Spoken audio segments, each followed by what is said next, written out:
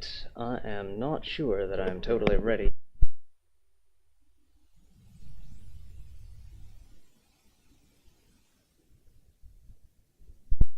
This microphone is picking me up. I really can't tell. Oh, there we go. I'm seeing some bouncing on the old spectrometer. What do they call them? the bouncing on the mixer. So I will be following Game Dev Night's Godot tutorial series, and I actually got kind of stumped last time I was doing this, so I'm hoping that maybe if I just start over, I can figure out what went wrong on the way. The only difference, well, the main difference that I will have between my following this tutorial and just following it verbatim is that I tend to prefer to make my own art assets, if at all possible. So I made a couple of assets up to the point that I got stumped, and if I don't get stumped, well, great. If I do get stumped, I don't know, maybe I'll just submit a bug report. I'm guessing this guy's working on guessing this guy is working on Windows? Yeah, that looks like a Windows window there. So yeah, maybe it might just be some kind of bug between the Windows and Linux versions or something like that. I don't know. Let's find out. So first thing he does is he makes a 2D scene and names it level 1. So I go into my Godot engine here, do the same. I made a 2D scene, level 01, rather than the word 1, because of how computers sort things. And getting back into the tutorial window. Oh, right, I also got to open my stream on my tablet so I can see.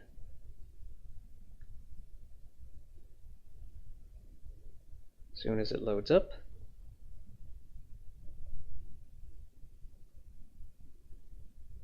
I'll probably want to turn the volume down as well.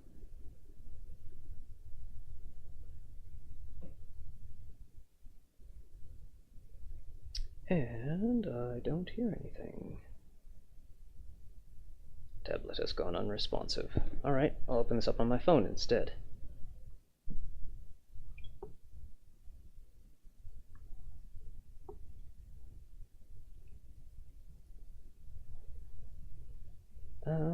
Phone, thankfully, is not an older model. Just go here, set my volume to 0. Check my own channel and the live link. Doot. Aha. So it looks like it's working. So I'll just keep that over here,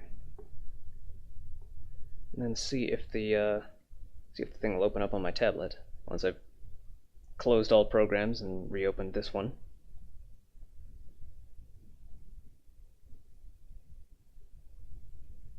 I see that it is trying to scroll the page, so that is good, I think. I might have to reload it a couple times so it'll actually load the live stream.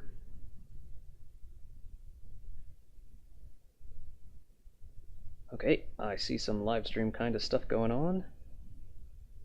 Hit the full screen for me, please. Oh, and of course there's some volume. Of course, tablet didn't respond to my original request to turn down the volume. Now that that's working, I can close the stream on my phone. Just follow the one here. So, we've gotten as far as naming a scene level 1.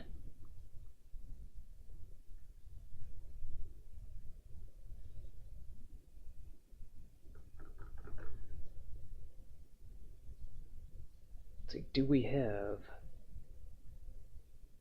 playback speed? I need playback speed because I'm going to be going through these tutorials a little faster than I did the first time.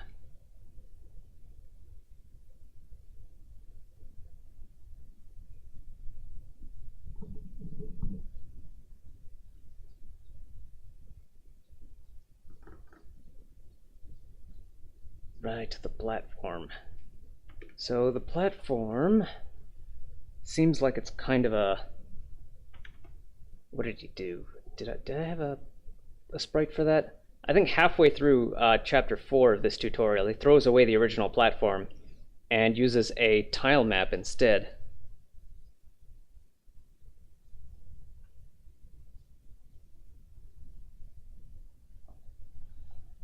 And videos has stopped displaying anything. Let me stop videos. Open this with the other media player I've got. Make this the default players.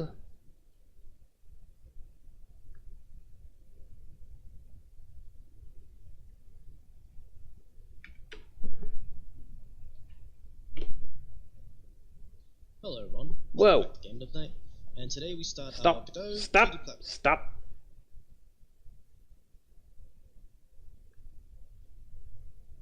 I want some volume control, please.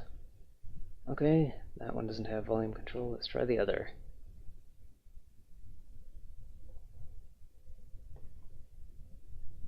Okay, that does have volume control. Let's use that one. But don't tell me it doesn't have a video decoder. Alright, do I have to FFmpeg all of these to MP4 format or something?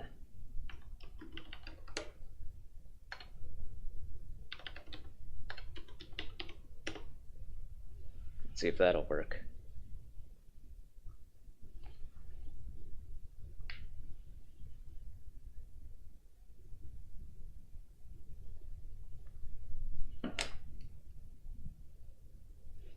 I guess while that video is converting, let's see, I can change this window over.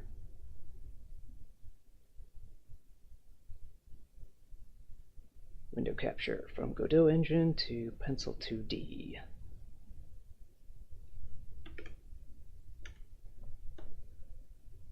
And going back to Godot engine, I can close this, quit to project list, sure, save and close.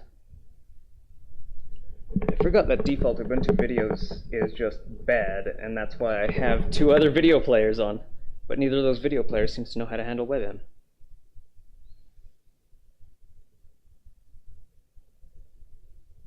So quit to project list.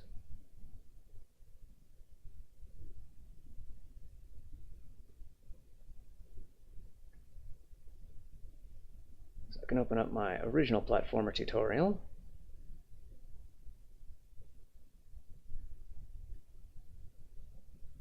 Wait for that to load up.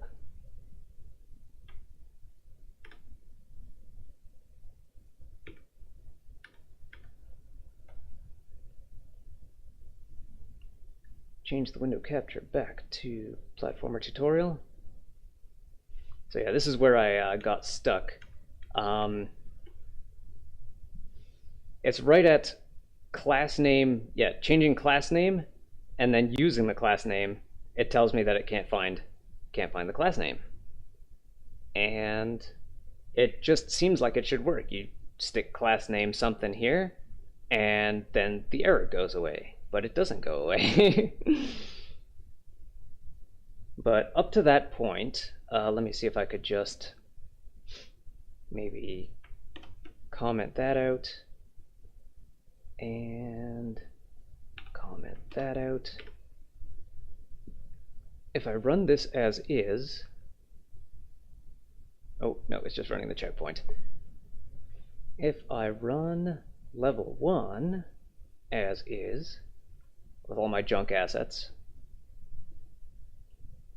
see if it'll actually run. Will it?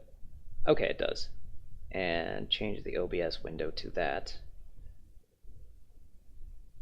Where is it? It's not terminal.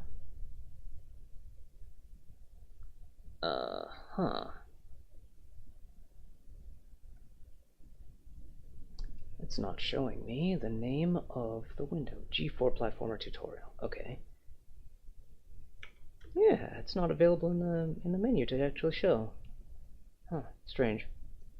Alright, so I can't show you how the game is running, but the game is running, and it looks pretty alright. Like it's probably running at like half of its frame rate or something here. But I made a little stick dude with an idle animation, jumping animation, falling animation, and using the tile maps created a little bit of terrain. And the sizes are all way off, but the game kind of thing runs as it is.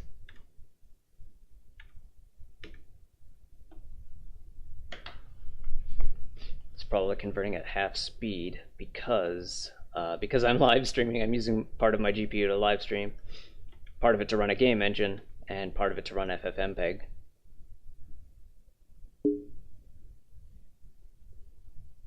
Alright, well, never mind that. Maybe I'll try just running it via my browser, as I did before, rather than trying anything fancy with it. Godot 2D platforms. Beginners and people switching over from other games.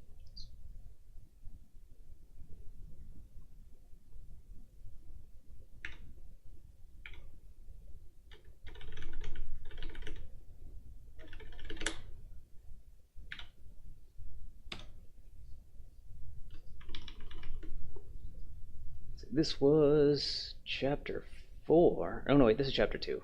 I want to start at chapter 1.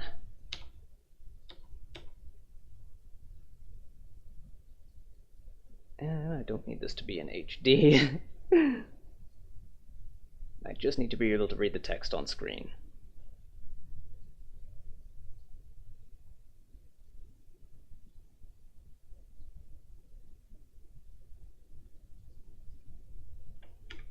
So I made a platform. Let me see if I've got, let's see, click this to project list.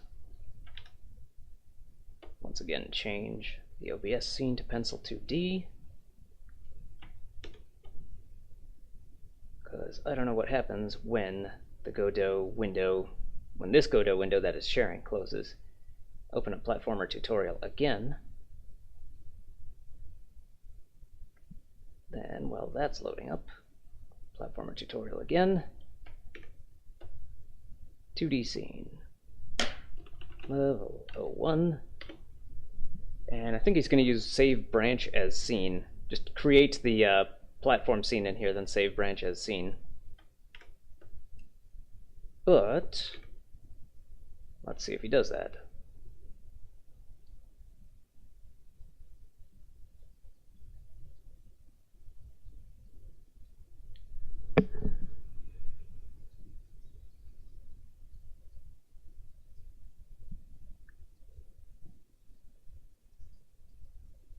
So create a static body 2D, static, like so.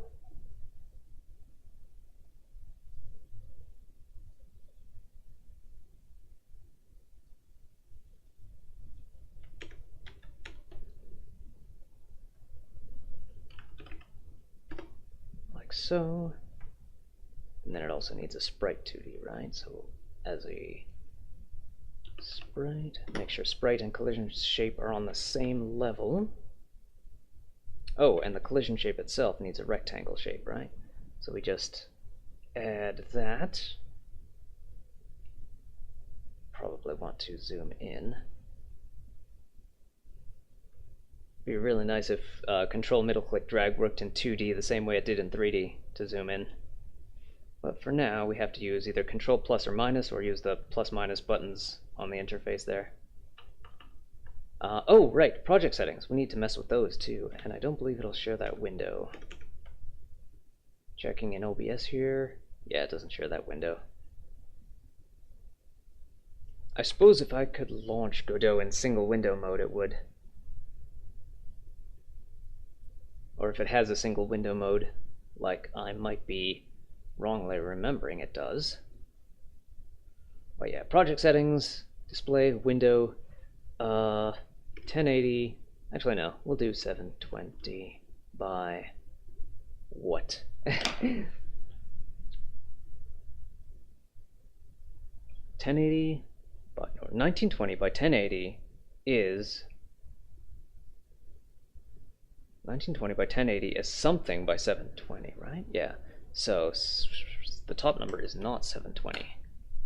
1920 by 1080 So 720 times 1920 divided by 1080.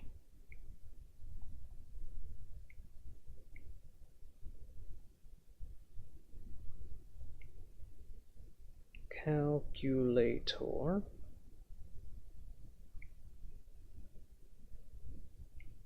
I use the calculator on my phone so rarely that I don't remember where it is. Oh, it's right bottom center.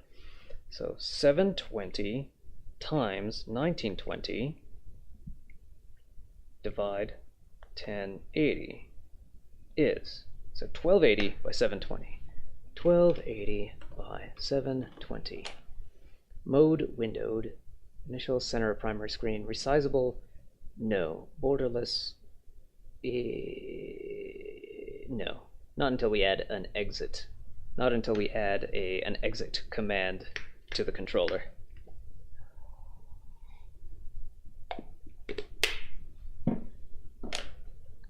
Stretch mode. Disabled. Canvas items. Viewport. Aspect keep. Scale 1. Scale mode. Fractional. Sure. Orientation landscape. VSync mode enabled. Adaptive. And I'm doing this in compatibility mode. Actually, that might have been part of what caused an error, because I'm not sure what mode he's using. Let's see here. He's using forward plus. I wonder if it'll work if I use forward plus. Actually, no, that shouldn't be what changes. That shouldn't be what changes things, because this is a GD script thing.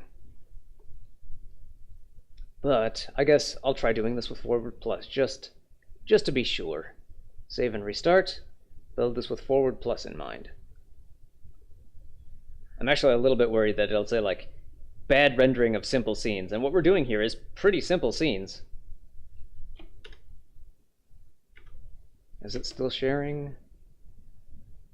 Oh, it went blank. Oh no, it's back to sharing. Okay. What is on this side that I am looking at here?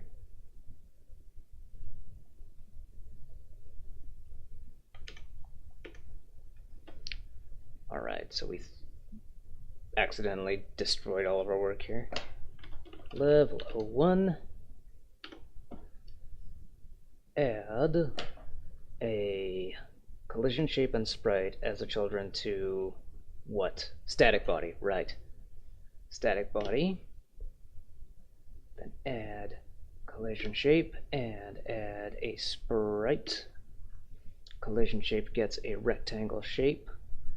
Save as level 1 scene in a folder called scenes. Actually, maybe stages or levels or something. Levels.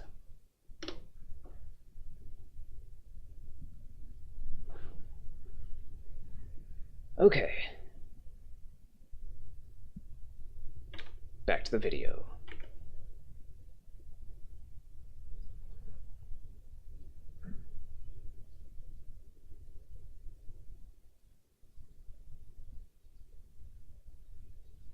So it makes the sprite like that. A lot of people like to use the default Godot icon, but we want to drag into the texture space over here some of our throwaway docs. I did not populate this folder. Let's open it in the file manager and make this visible on all workspaces. Take some pictures from the previous one and move them in here. So G4 platformer tutorial.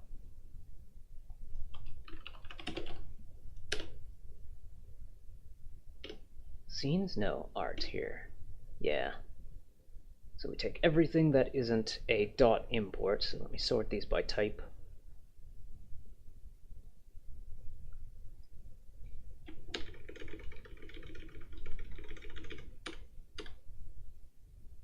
And anything that isn't a .xcf. So copy all that.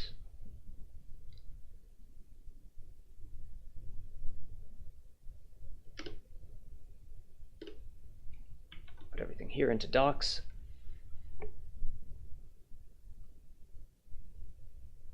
And that should populate them in the project here.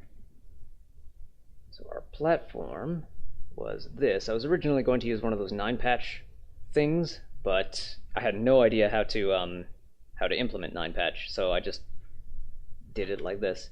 So this is supposed to be, you know, a resizable platform, but it clearly isn't. It's just a big block of stuff.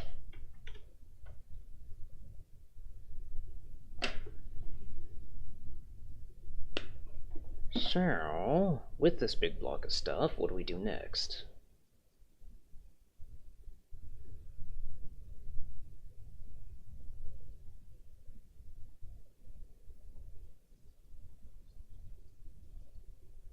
Okay, so we line up the collision shape. Yeah, that makes sense. So we put this on top, or... Oh yeah, what's on the bottom is drawn afterwards. So we put that on top so it's drawn first. Line this up a little bit, and can probably move this a little below the grass so it looks like his feet are going into the grass there. So a little below the top of the grass, but above the bottom of it, like so.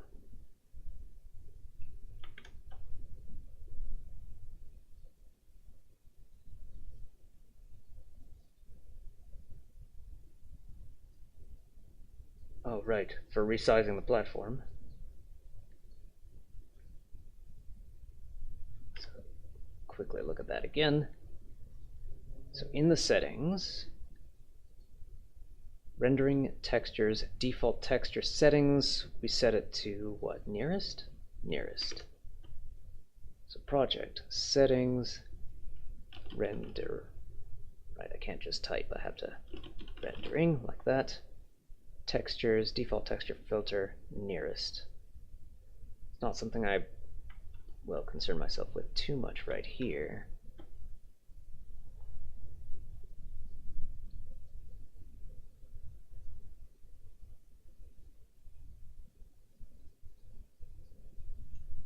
Right. So then it renames this to platform. I'm going to name it platform 01 because when you duplicate them, Godot names them sequentially. Let's also have a look at this at its native size. So I'm doing a 720p game board here, so it should fit nicely into the editor. Drag this. Ooh, no, I don't want to do that. I want to lock these two. Let's take platform. No, that doesn't do that either. That doesn't do what I want. Undo. Take this and we group and then drag them around? We group and then drag them around. Alright. I suppose drawing a box around them would do the same, right? Yeah. Wait. Drag a box around them. Ungroup. No. Drag a box around them, then... yeah, okay. So if you don't want to use the group tool, then you can do that, but I'm going to use the group tool. So if I just if I just play the scene, it takes a little while to load, because my GPU and RAM and... Because this computer is not the newest. Oh, I might have a freeze. Oh no, it is loading. And it looks alright. I can just kind of have this hang underneath the screen a little bit here. And if I recall, Control D to duplicate, yeah. Collapse these folders here. So we drag this here like that. And then like that. And then like that maybe. Probably want a little gap to jump across. So maybe something like that. But we don't have scrolling yet, so we can't actually build a nice long travel-y level. We just have a one-screen level for here. We don't even have someone to populate it yet either. So let's move forward. Oh, it's doing save branch as seen. Okay. So then let's get rid of this. Get rid of that. Get rid of that. This save branch as seen. I guess I can make a folder and call it level parts. And yeah, we'll call that platform platform.tscn, or set platform grass dirt set size, or medium, we'll say medium. Platform grass dirt medium. Save. So we have now a scene that is saved separately. Good. A nice module we can call in.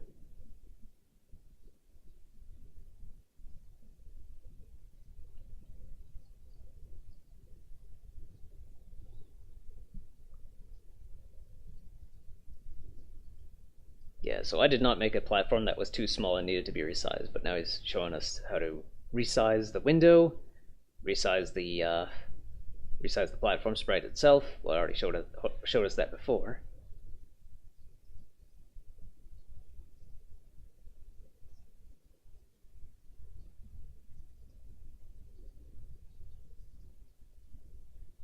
Oh yeah, 960 by 540 was half and half. Yeah. So I'm doing, what, like 3/4 by 3/4? I can't think about that right now.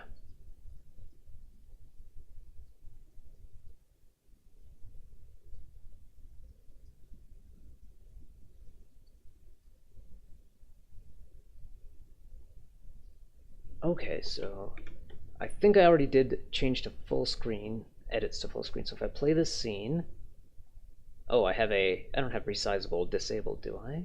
I do. All right, so let's change that over again. So resizable, let's say yes. Rendering.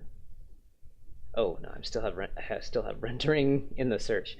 Okay, filter settings to display window. Resizable, let's say yes, and then run scene. Let's see how that goes. Okay, it does resize it. It resizes it and keeps the aspect ratio, so that's good.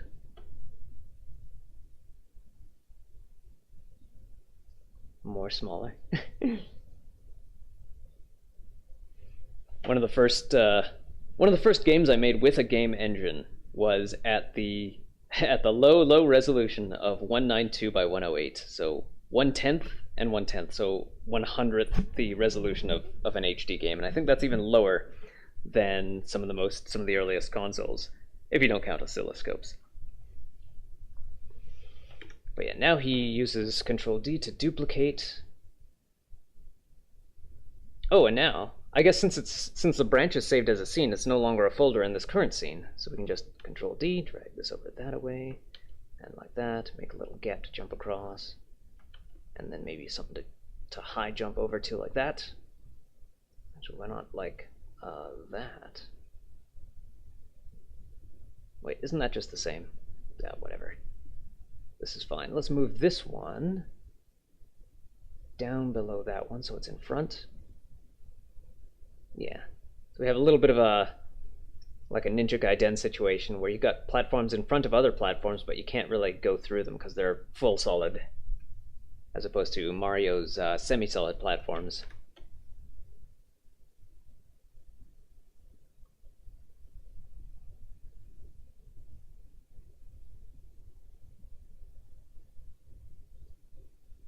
Gonna make a player. Okay, so adds character body 2D.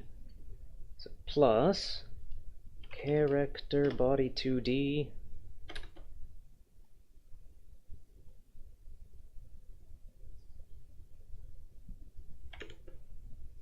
Right.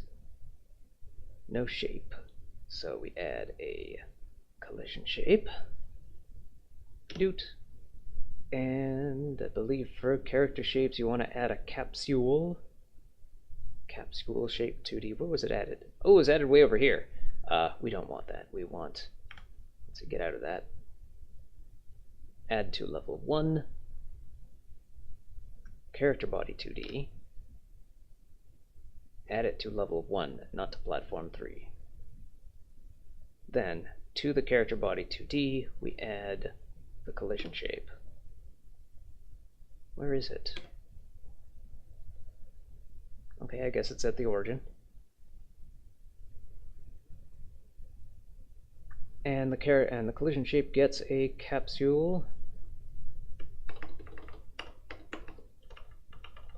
And that is really tiny.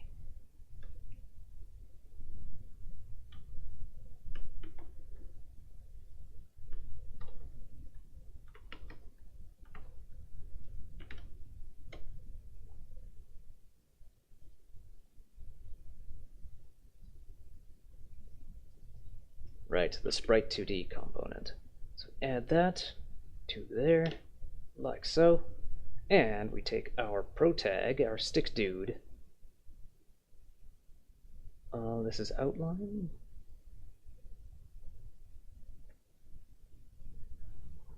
This we drag.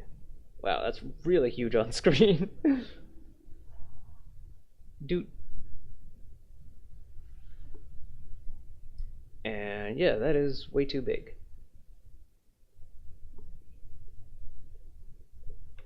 So the collision shape is too small and the sprite 2D is too big.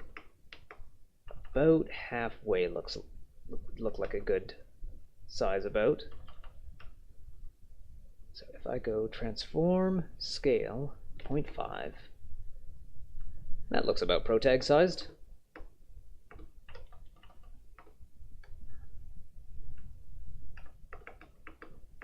So we change this collision shape to be about there and there.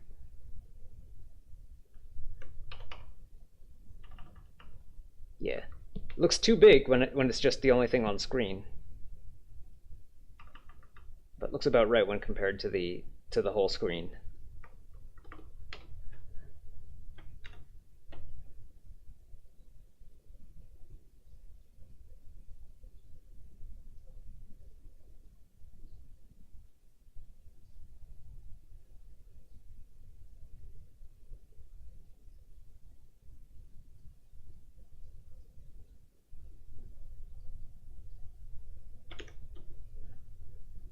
So yeah, you won't really smash up against a wall unless your shoulders are up against it. And this just needs to be just at where your feet are, maybe between the 2 feet like that. Alright, done adjusting. What's next? Next is animate the player. So we add an animation player, right? Yeah, we do. So we select character body 2D, add animation player.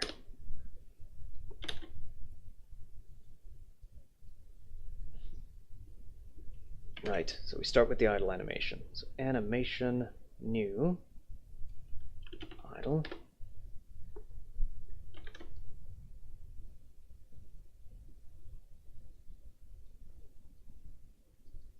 So we're doing a half-second loop of each half-second loop, 0.5. And then what? Add track, property track, sprite 2D, texture, first menu entry. So then we insert keyframe and widen this so I know what frame we're on, and zoom this in like so. Divisions, snap to how many frames we have? We have 6 frames. 1/6 of a second is what, 15? No. Open up my phone calculator again. So a second, 1 divided by 6, 1 divide 6. 0.16. Okay. 0.1667 is the closest it'll give me. I'll take it. So I actually want to zoom out a little bit. Actually, wait, how about I make this easier and say 0, 1, 2, 3, 4, 5. So just make this 0.6 instead. And then make the snap 0.1 as before. And then zoom so that I can just see the 0.1s. So this is frame 1, current animation. The key of the currently playing animation, if no animation is playing. Okay, that's not what we want. We want the frame itself. There we go. Yeah. So just for redundancy's sake, roll this in there. Make insert key here. Click it. That's the part that I forget. Click the keyframe so that you can change it. Insert key, click the keyframe, drag the next frame in there. Insert key, click the keyframe, doot. Insert key. I probably should have started numbering these frames with 0 so that they would match up with the frames that I'm sliding them into.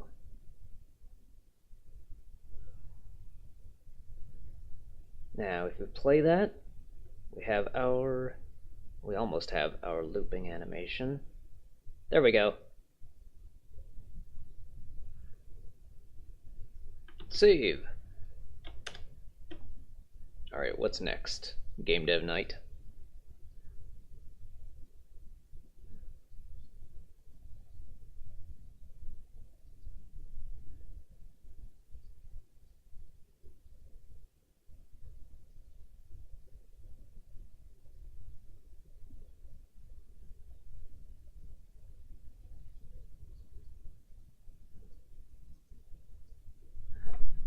Take a swig of water.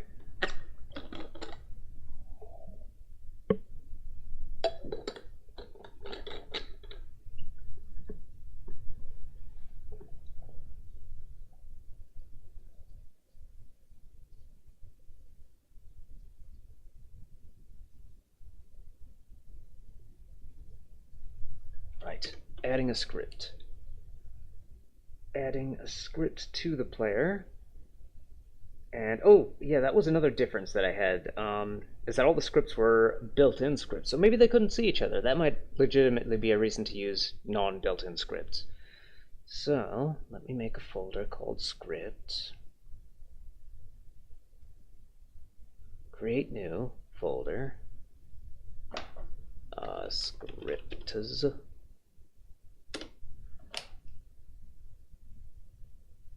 Then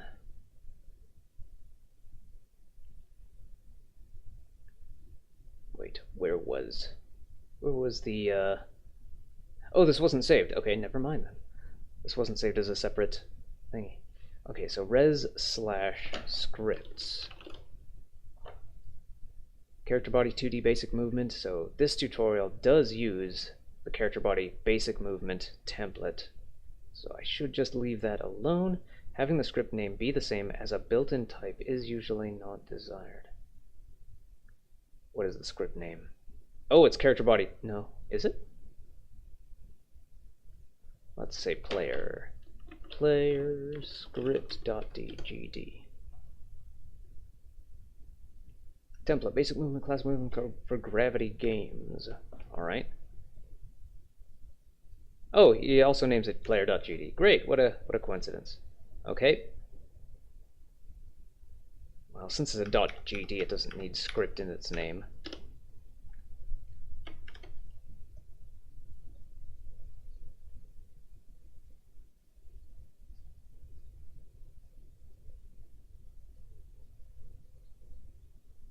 So we see all that extra data there. Does it use delta? It does. Okay. So we don't have to worry about that warning where it tells us delta is declared. Delta is declared up here, but never used.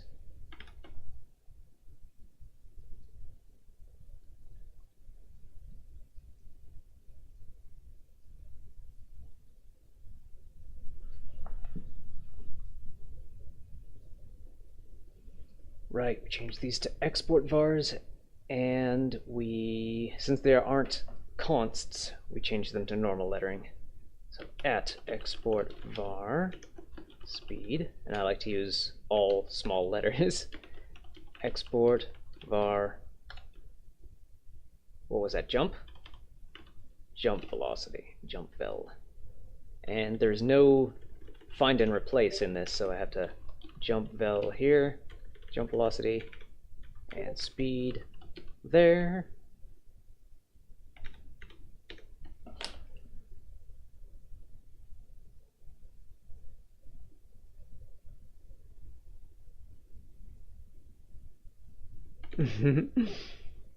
And let's see. Where was I? Jump, veil, and speed. Oh, right. I went ahead of the dude.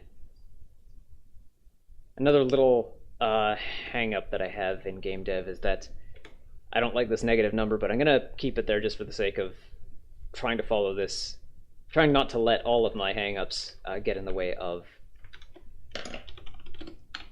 trying to get in the way of my learning.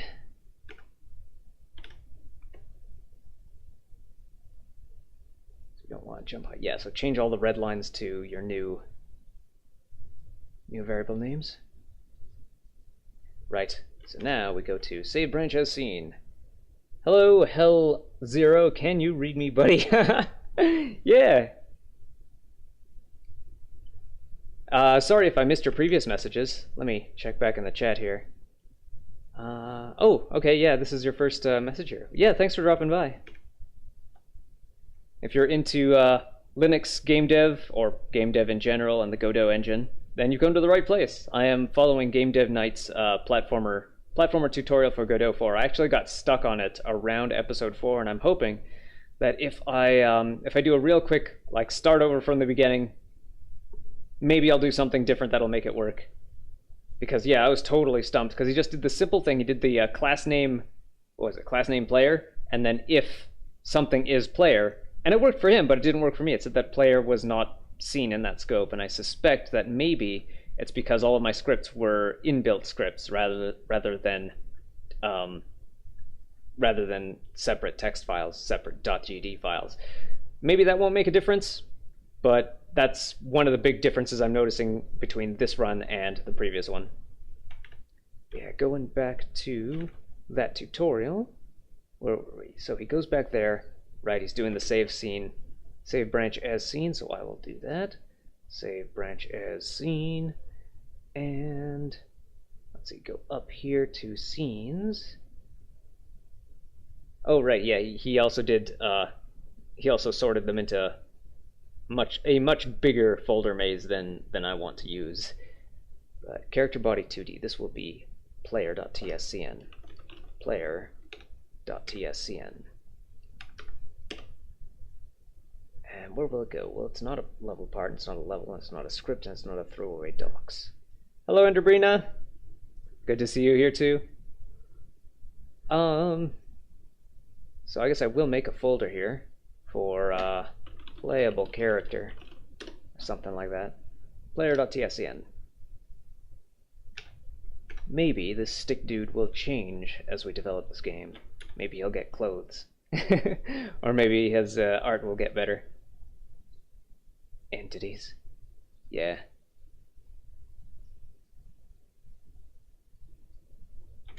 Yep, so all that stuff that was in this folder is now in the scene itself, which is nice. That's how Godot sorts its own resources.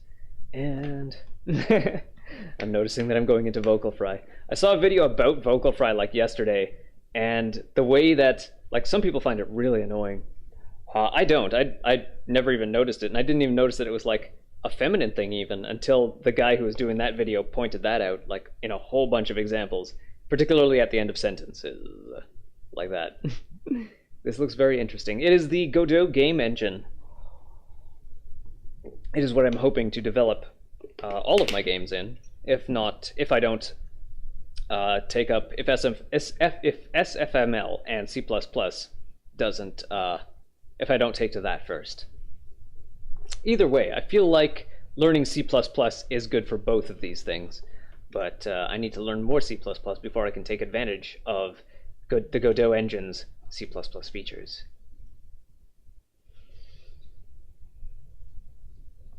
So we're moving the player over the platform. So let me move the player over the platforms. In the 2D view, we zoom out a little here. Where's the platform? Oh, right, I'm in the wrong scene. I want to go to the level 1 scene, and the character body 2D. Let me rename that to player. Rename player 00. Move the player down to a yay platform.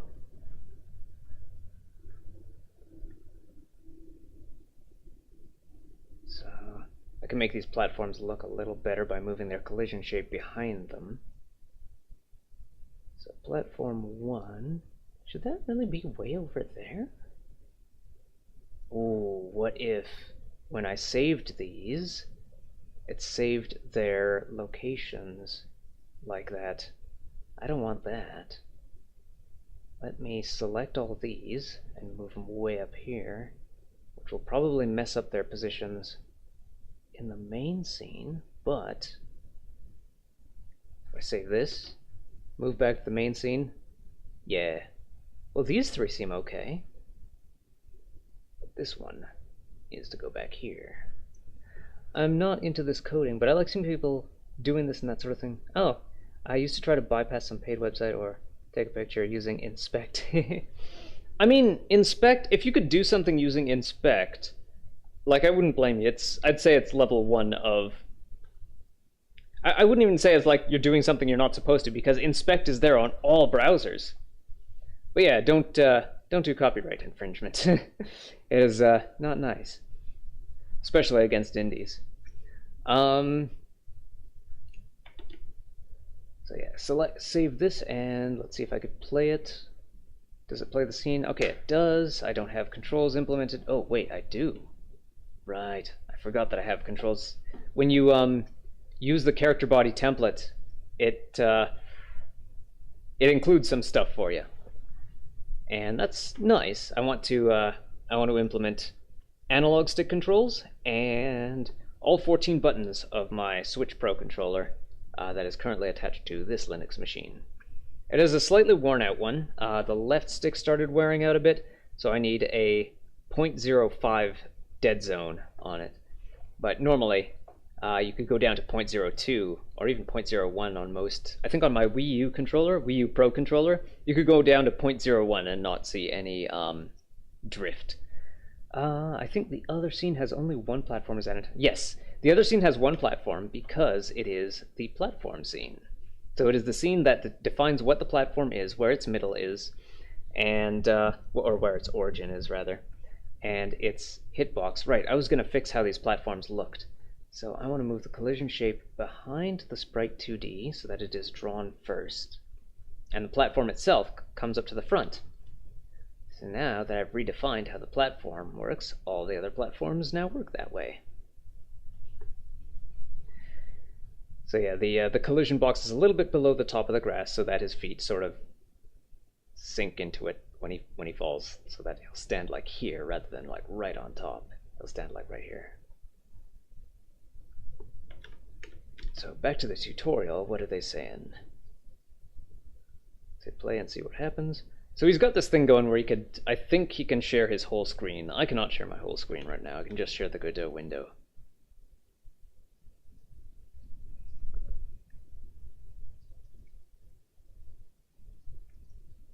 Right, so we want to adjust the jump height.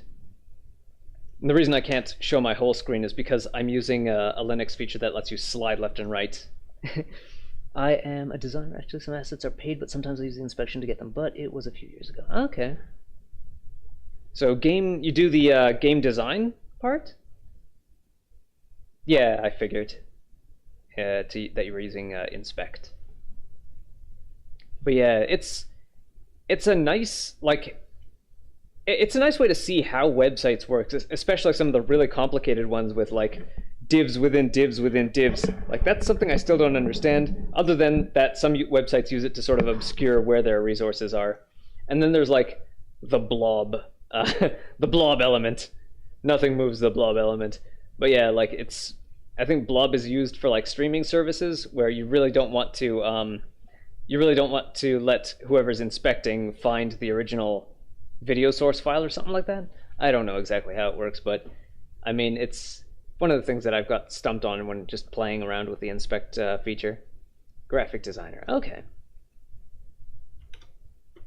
You'll be, I think you'll be amused by the intentionally janky art assets that I've used.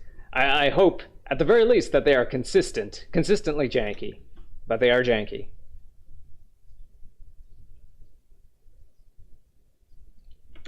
Right, adjusting.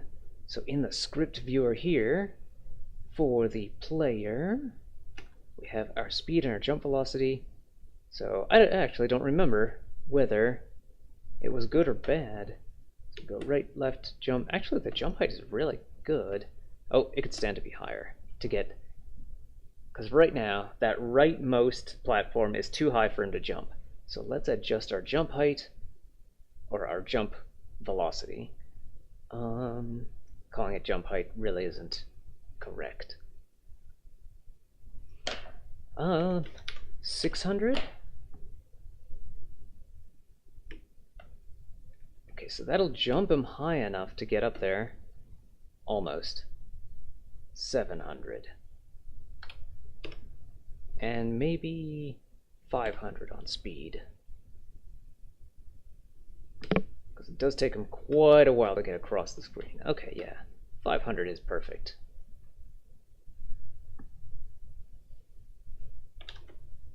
So I've set my jump height and my running speed. Actually, I might want to set it faster, because when you're using analog sticks, you want the full tilt on the stick to be just a little too fast. So then you could go a little less. I tried to bypass some Patreon or something like that, again on the last map, but I got a 0. Oh yeah, Patreon and like some of those pay sites are very, very secure, and like it's for a reason. These artists are like, they want to make money off of their work.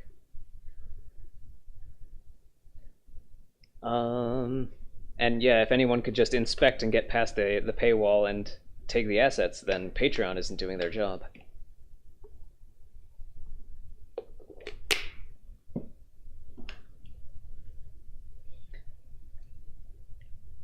So jump height and running speed is set. Right, I remember now. I was going to set the running speed a little faster. What if I set it to 700 rather than 500? Yeah. That's probably perfect for being just a little too fast.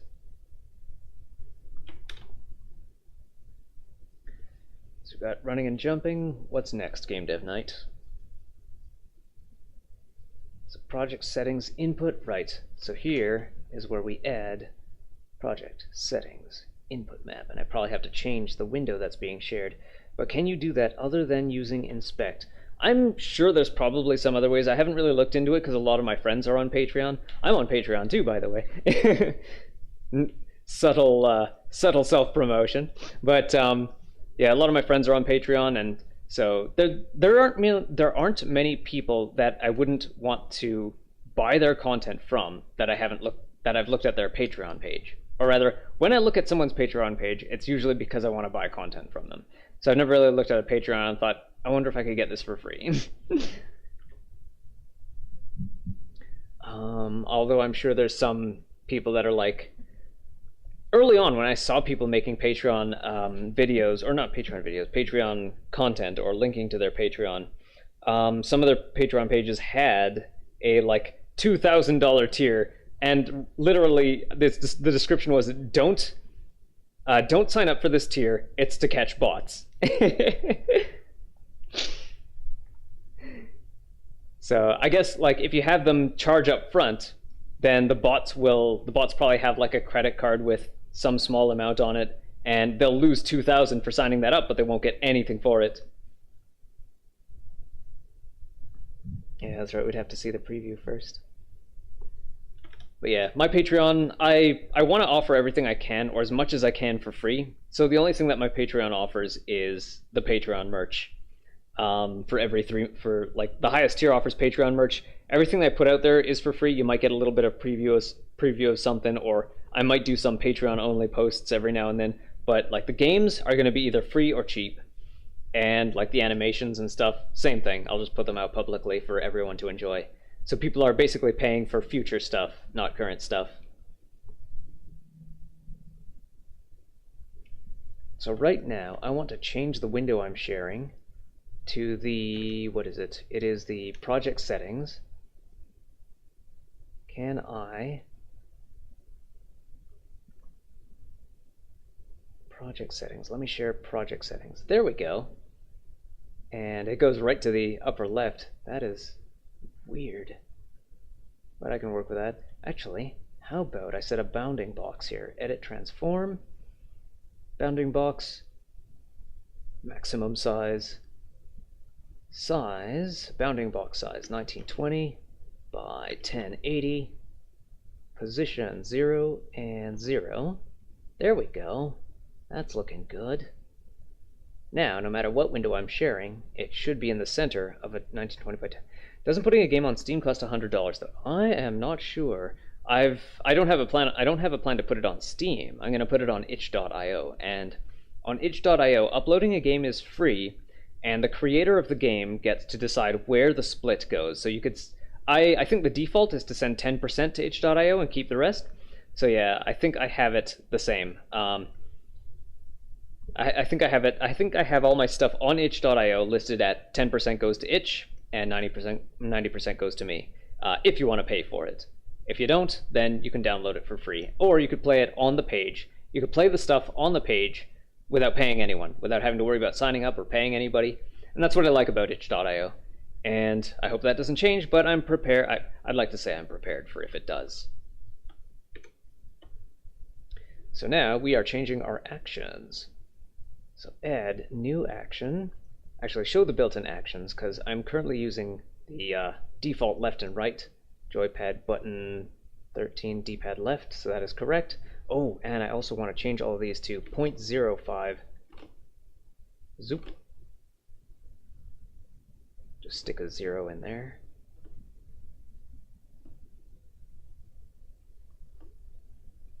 Whoop, not that sensitive. Meow. And I want to change the script where it says move right and left to account for that extra sensitivity. Oh, yeah, there I go into my vocal fry again. Yeah, back on the vocal fry thing.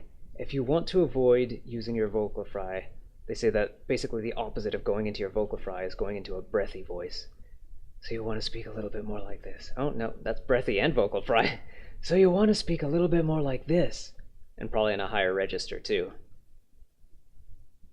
I guess there's also the falsetto as an option. That would really be the opposite of vocal fry. I want to learn about how to bypass the paywall actually. Well, I really can't teach you about that. It's not my it's not in my realm of interest or expertise.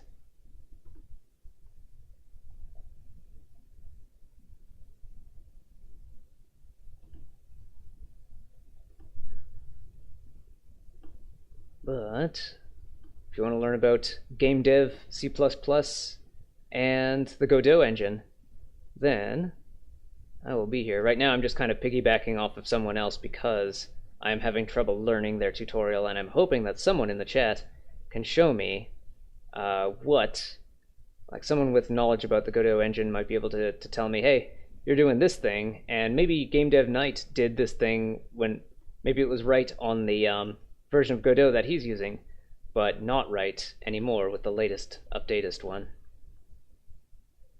Latest, most updatest. Which I believe is 4.2.1.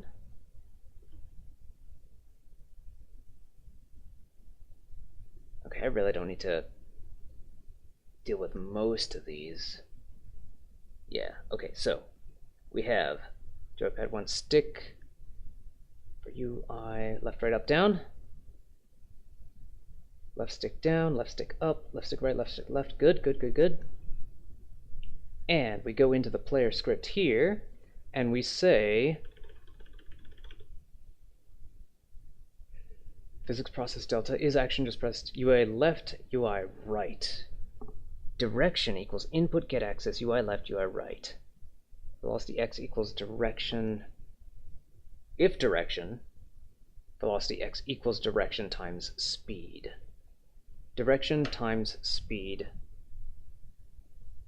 But what is... It's not a bool, is it? No. And it's not a vector 2, is it?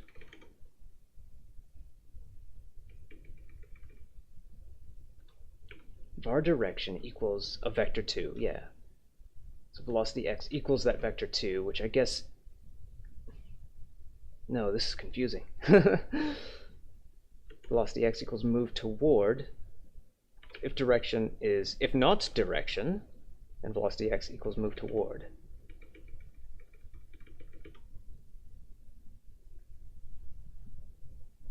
Yeah, I don't understand what this code is saying. Maybe the tutorial will clear that up for me.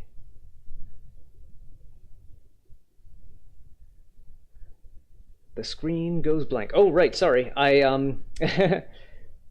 I forgot to change the changing screen when that window closed. Let me fix that. So once again, device not connected. Godot engine here. Yes, sorry about that. Thanks for pointing that out.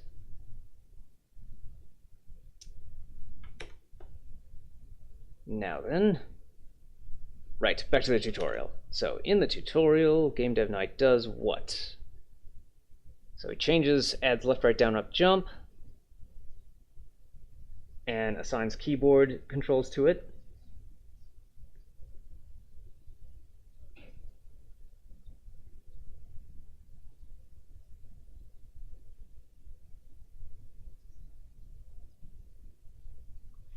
So yeah, just covering the isOnFloor function here to make sure you can't jump when you're already in the air.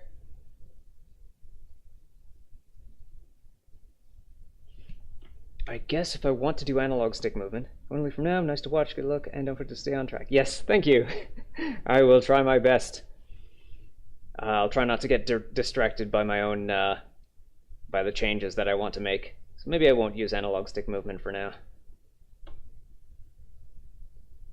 Actually, let me just quickly test to see if it's just built into it or not. Now that I've set the, yeah, I think it maybe is. Yeah, it is. Okay, so I don't have to worry about analog stick movement. It's already incorporated.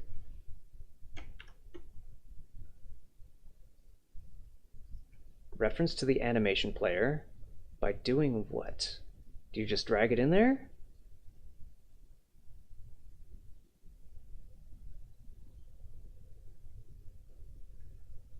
Wow, is that easy?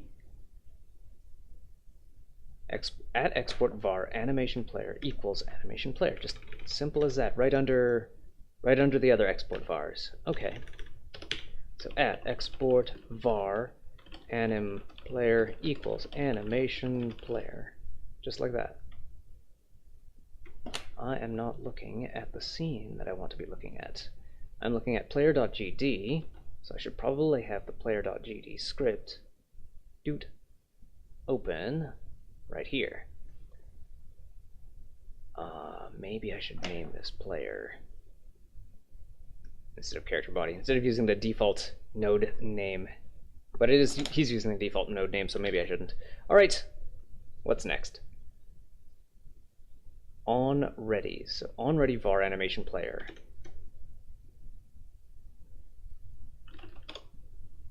Simple as that. Oh, and now we do drag it in. Okay. So OnReady var anim player. So let me do this with my naming convention. Anim player. Zoop. Aha, that doesn't seem so finicky.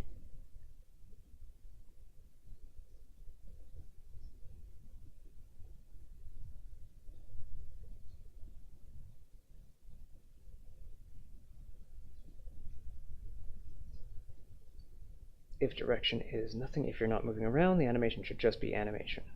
Okay. So under the else here, anim player play idle. Yeah.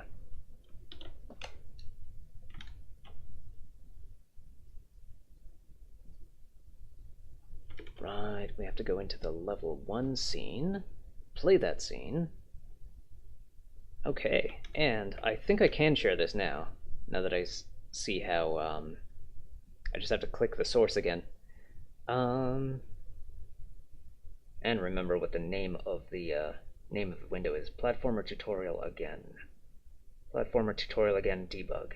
That should be it. There we go. So this is what the game looks like for now. Just a bunch of platforms and a stick dude doing the idle animation. Yeah, back to the Godot engine. Doot, like so.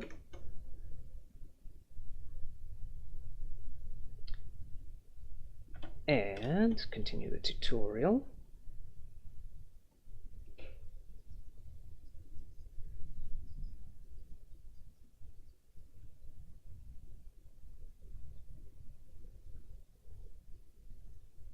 Right, so we flip him so that he's moving, so that he's looking left when he's moving left. Let's talk about Cheat Engine. I've heard of Cheat Engine, but yeah, I've never actually played around with it. It's to find cheats in existing games, right?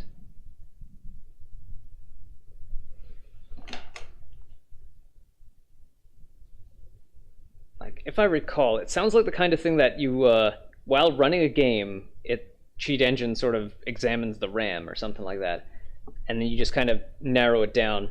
Maybe I'm thinking of something else. Because, yeah, I'm thinking of a utility that I did play around with in, like, really early games, but I don't think it was called Cheat Engine. But yeah, it was something that would let you mess with the RAM while a game is running. Which, yeah, I don't know, I have no idea how it does that, or how it did that.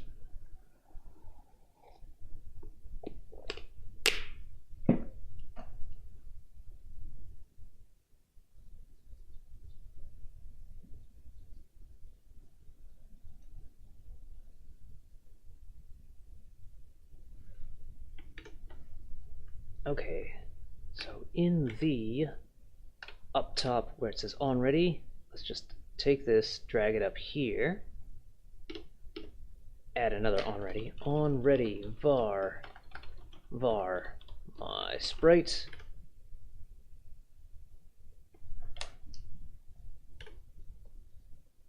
on ready var sprite 2D. So we just get in there, get in that scene, drag the sprite 2D into there. We can change anything. Well, not everything, but any value, speed, the damage, money, and blah, blah, blah. All right.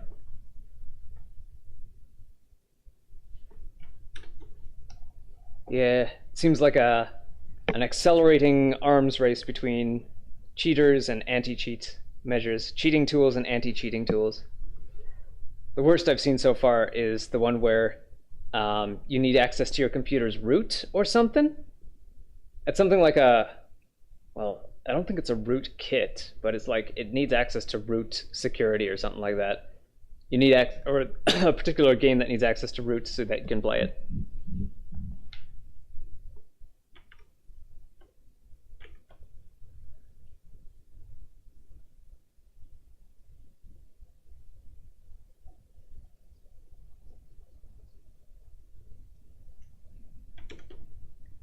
So right under, what was it? Is action just pressed? Oh no, it's under physics process, isn't it? Yeah. So first line under physics process, if is action, no? Input, right, input first. Input is action just pressed, UI left. Then my sprite dot scale dot x minus or times equals -1, like that, right? Let me just double check here. But there is a game that knows that we're using Cheat Engine. How do you think they can get away with that? I mean, that shouldn't be too hard. At least with my limited knowledge, I would guess that the software checks its own variables to see if they've suddenly changed under certain conditions or under unusual conditions. I mean, it's not software that attaches 100% for that game. I'm not sure what you mean.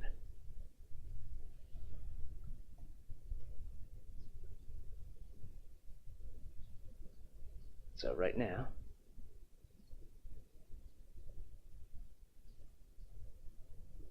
oh, right, okay, so sprite scale x equals absolute sprite scale times -1. Huh, okay, that seems a little bit more complicated, but at the same time I can see that it makes sense. Equals, so absolute value of this clicky times -1. Then else input is action just press, not UI left. No, then he'll just turn to the right whenever the player isn't moving. That's not right. So it has to be else if input dot is action just pressed. UI, whoops, right, UI right, there we go. Then copy this, paste there. So that flips it back to the right when the player presses right. What do we have an error here? Oh, right, because else if isn't used in this engine. It's elif.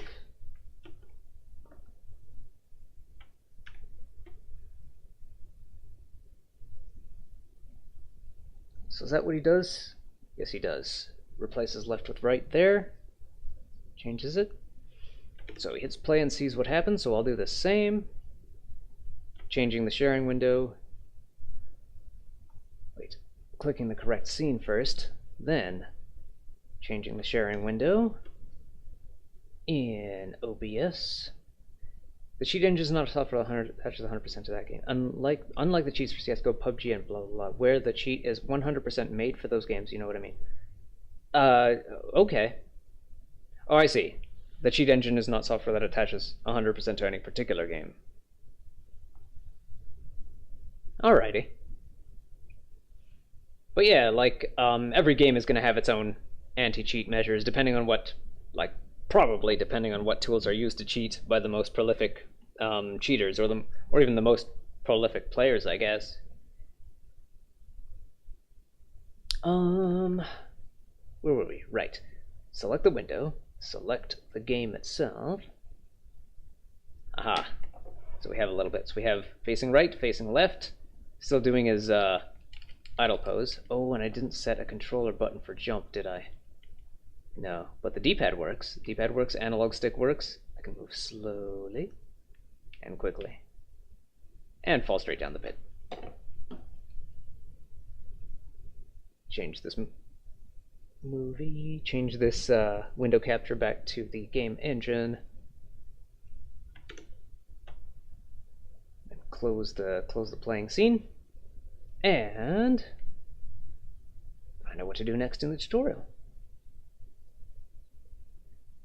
Oh, right, jump. Right, I have to. Before I forget, project settings, head down to UI, UI jump. Actually, I kind of want to get rid. There's so many built-in actions here. UI file dialog, show hidden, UI file dialog refresh. There's so much, and we don't need all of this stuff. So just get rid of all of these to make sure there aren't any redundancies. Getting rid of all of the built-in actions to eliminate redundancies when I make my own control scheme. I can't get rid of the definitions themselves, but I can at least get rid of, well, I can't get rid of the titles, but I can get rid of the buttons and keyboard keys that are bound to them. It seems like with all of this stuff in there built in, you could build something like a text editor or something. And I'll bet there's probably a tutorial for how to make a text editor in Godot as well, which I might actually have to follow just to learn a little more. And I guess having some robust text editing features even in a game can be convenient, especially if it's one of those games like Doki Doki Literature Club or Animal Crossing where you have to actually write letters and the game checks your grammar. Alright, hide built-in actions. Let's say move left. Oh, right, let me change the share window to what I'm looking at here. So, what is it? Which movement is it? Or which window is it? It is project settings? Yeah, project settings. So move left, move left with all small letters. Add Then we add a definition, set the dead zone to 0.05. Set the dead zone to listening for input. Joypad axis 0, left stick left, yes. Move.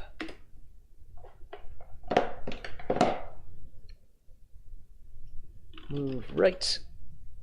Add. Dead zone 0.05. Add action. Left stick right. That is correct. Let's also add keyboard key left here. And D-pad left here. Similarly, D-pad right. And keyboard key arrow right. Add move up. Add collapse these. Move up, set the dead zone 0.05. D-pad up. Left stick up. Arrow key up. And then move down, of course. Move down. Dead zone 0.05. Left stick left. Oh, wait. That's not what I wanted. This was down. Left stick down. Arrow key down. And D-pad down. Okay, 3 definitions for each of those. Oh, and finally jump. Jump.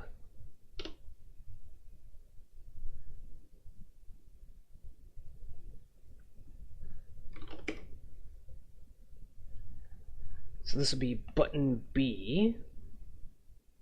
And I don't like using the space bar for that. I'll say keyboard Z. Yeah, that'd be all. That'd be all for now. So back to the other window.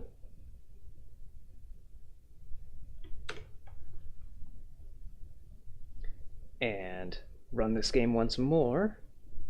To make sure we got all the controls working. Oh, right, no, I have to change the script so that it reads those properly. So in the script, it reads those as strings. So let me empty this out. Is action just pressed? So if I open a string here, move left, yeah. I guess I could just change this to move right as well, like so. And where's jump? So UI left is move left, and UI right is move right. Oh, okay, UI accept is the jump button. So now it's jump. Save, and run. It's looking good. So I can share that again here. So when the game is running, I want to use the debug window. Hello, sorry sorry if I've been unresponsive. I just really wanted to fix this thing here.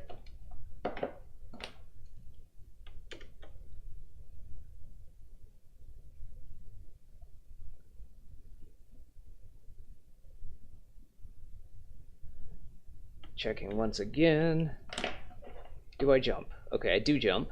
Do I have analog movement? I do. Jump is a little bit high. But we can fix that when we build the levels proper.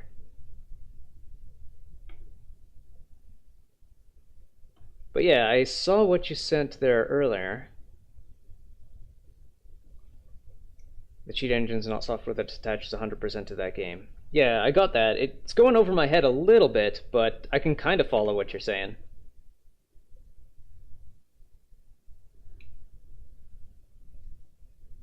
While also following this tutorial here. We're almost at the end of the first episode, and I've only taken, what, 3 hours to get there? 1 hour to get there, okay.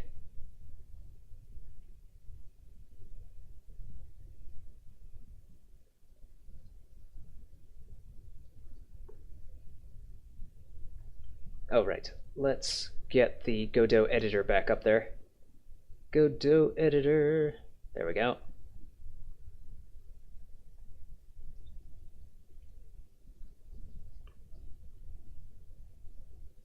jumping, falling, and attacking next. Alright. So I distinctly remember getting done with that, working all night, and making some sprites for that. Very simple, very janky sprites. Like you can even see that the top of the character's head is sort of cut off by the top of the drawing space that I had there.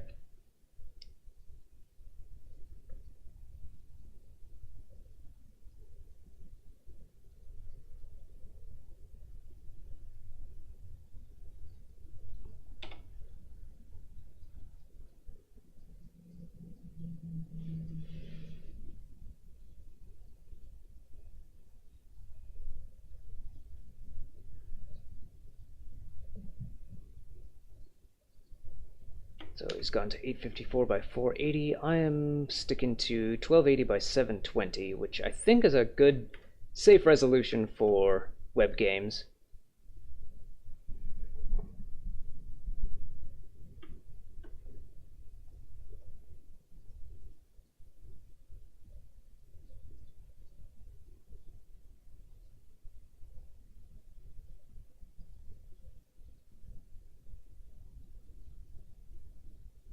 Right. So falling and jumping animations are each just one sprite. We go into the player scene, select the animation player there, and animation new, falling, and I guess it's just 0.1 like so.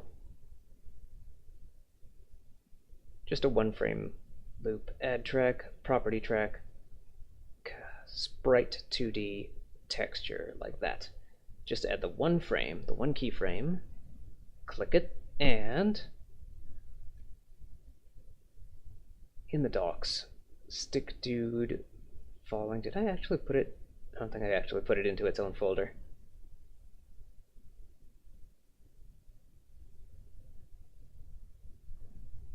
Was it all in here? I think, yeah, it was all in here. Falling, jumping, running. So we drag falling into here. I just chatted and there's a damn on it, but it's not on screen, so I think it would. Yeah, YouTube has a pretty strict filter, so yeah, your messages are probably gonna get auto-modded. Especially while I don't have like a team of mods to join in whenever I go live, especially when I'm off of my usual schedule.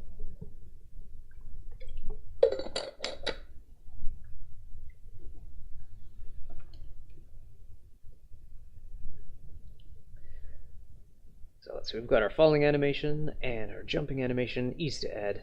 New animation, jumping. Hello, Alex Austin.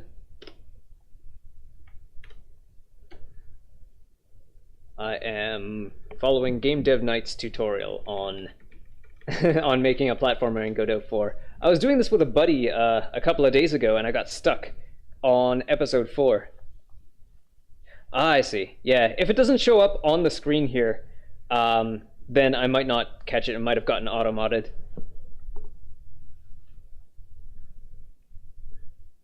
But let me see. Before I forget, let me add you to the giveaway for chatting here. Hell Zero and Alex Austin have chatted on today's stream. Doot and doot. That's something I'm trying to stay on top of. I try to do a little eShop card giveaway at least once a month, or well, about once a month. Sometimes it ends up being once every 2 months because I can't find it. Oh, it is O. Okay. Let me just change that then. Hell O. There we go. But yeah, it's a little something I want to do to, you know, give a little back to the community. Add track, properties, sprite 2D, texture, and just one frame for falling, so this will be 0.1. Add a keyframe here, click key, and jumping. So yeah, the jumping is head's tilted a little bit up, and falling, the head's tilted a little bit down, and the arms are up.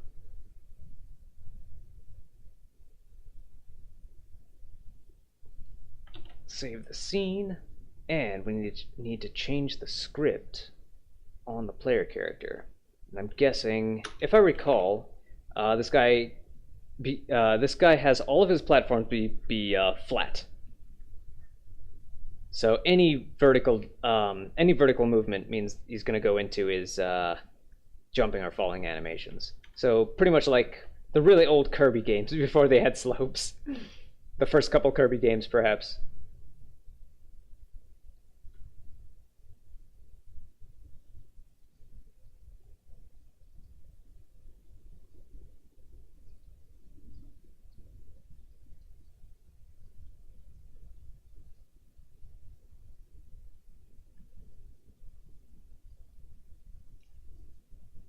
So near the bottom where it says move and slide.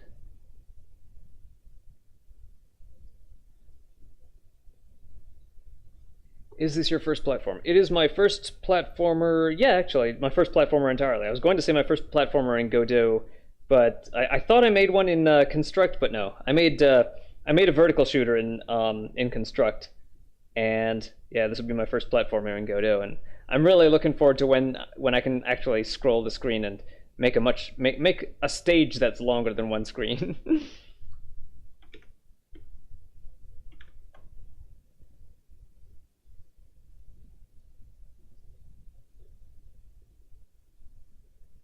I ask a lot of bad stuff of you, like using inspect to get something, bypassing the payload, cheating engines. My bad buddy.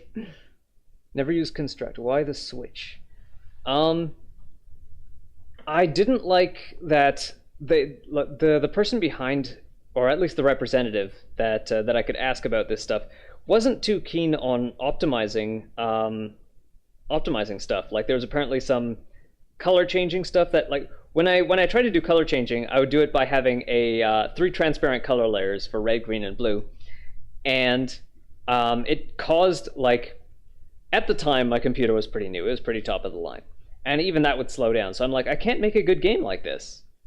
I need you to either optimize this thing, or I'm going to have to learn like HTML5 without construct. And I was trying to learn HTML5 without construct anyway, but now we've got WebAssembly and the Godot engine, which you could program in C++, and then have it run on a web page anyway. Like it'll turn everything to HTML5, and you can run much more technically impressive games on web page that way anyway.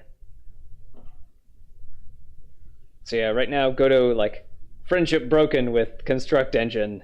Now my new best friend is Godot Engine. But, you know, that might change in the future as well.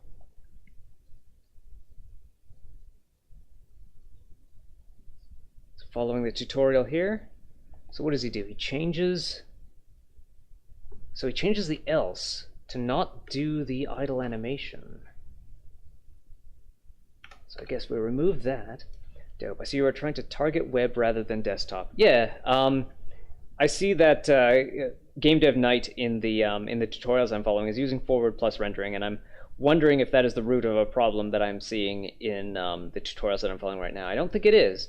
My suspicion, my prime suspect, is that I haven't been making the scripts their own distinct files, and I feel like that shouldn't be a problem. But I'm guessing, like, out of all the suspects I've got, that one's the prime suspect so far. And I mean, it's not that big of a thing to me if I need to keep my scripts visible, or scripts as separate files.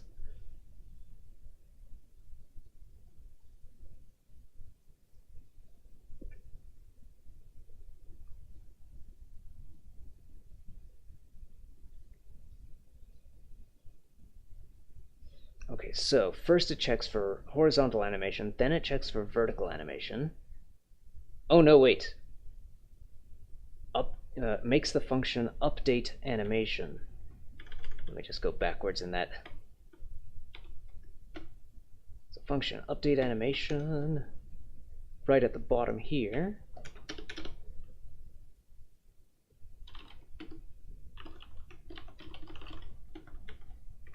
Name this my way.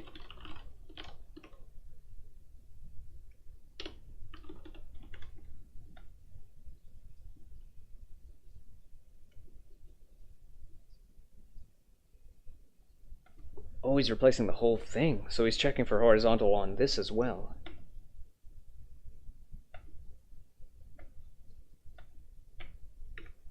Right, I didn't make the running animation. Let me fix that. Animation player. Have a look at the 2D view here. Animation player in character body 2D.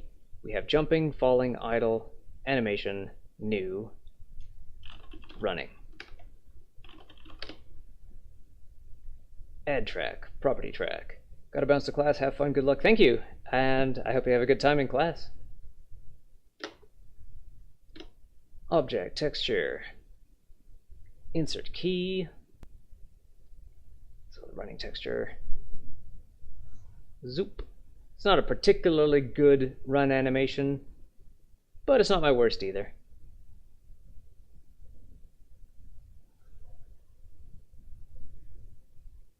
It's just a stick dude, so you can't really expect that much from him.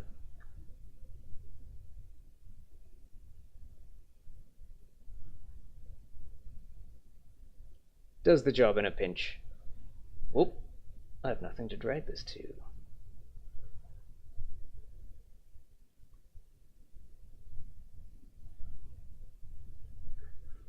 Yo, Alex, how much speed does your Wi-Fi have? Because after you send your chat here, the message appears on the screen in a second, not like mine. I'm just curious, sorry.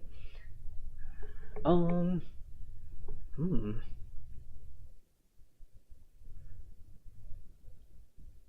think that has to do with...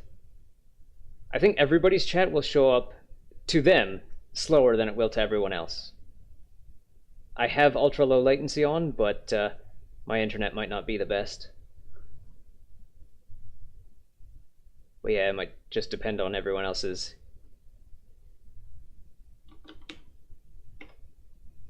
Or not everyone else's, it might just depend on... Yeah, wait, yeah, everyone else's distance to the YouTube servers. To their YouTube servers. So let's play this. Make it loop. There we go. 3 megs per second. Yeah, that's not too bad. Or mega small b per second. Yeah, I think mine is... I know it's at least 10 up, because that's what I asked my service to provide. All I need is 10 up. I don't really care about the down as much. Yeah, he said he was going to class, so... I think, like, if I had to guess, I would say it was 10 up, 60 down, or something like that. So we have the running animation, we have the running, jumping, falling, and idle. Good.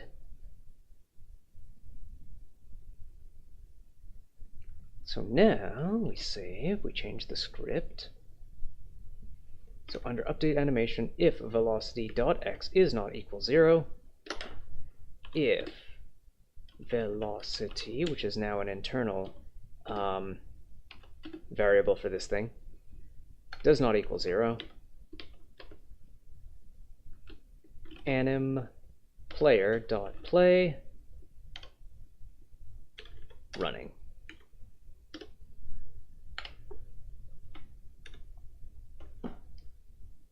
Then it checks for vertical, right?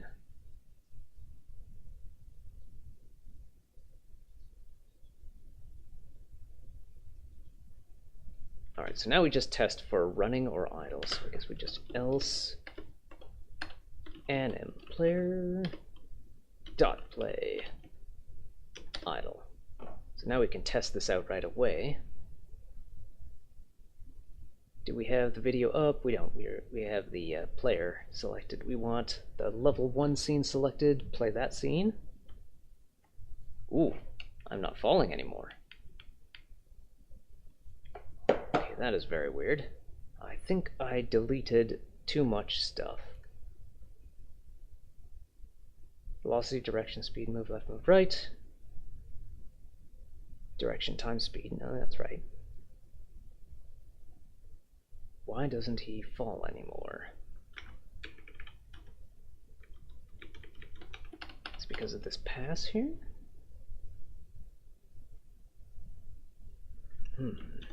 Alright, let's try undoing a bunch of this.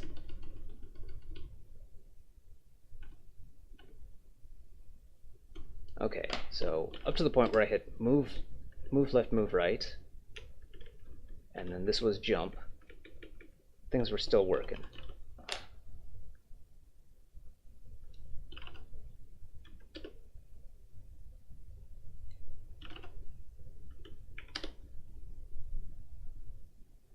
Will they still work? Okay, they still work like this.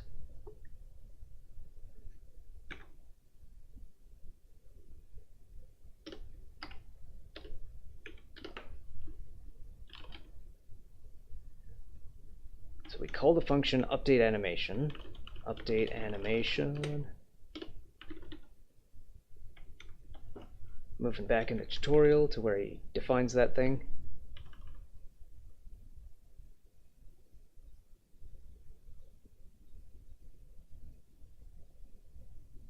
Oh, okay. I see what I missed here.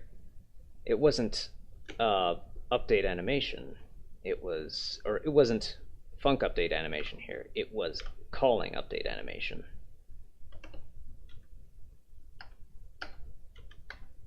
Update animation, then move and slide, and then define that underneath.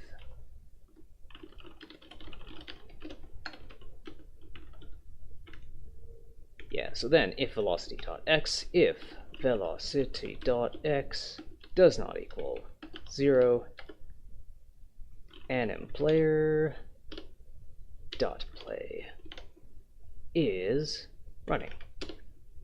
Then else animPlayer dot idle. That should do it.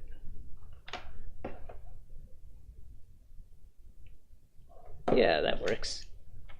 Very janky, but it works. I'll change the scene to show you.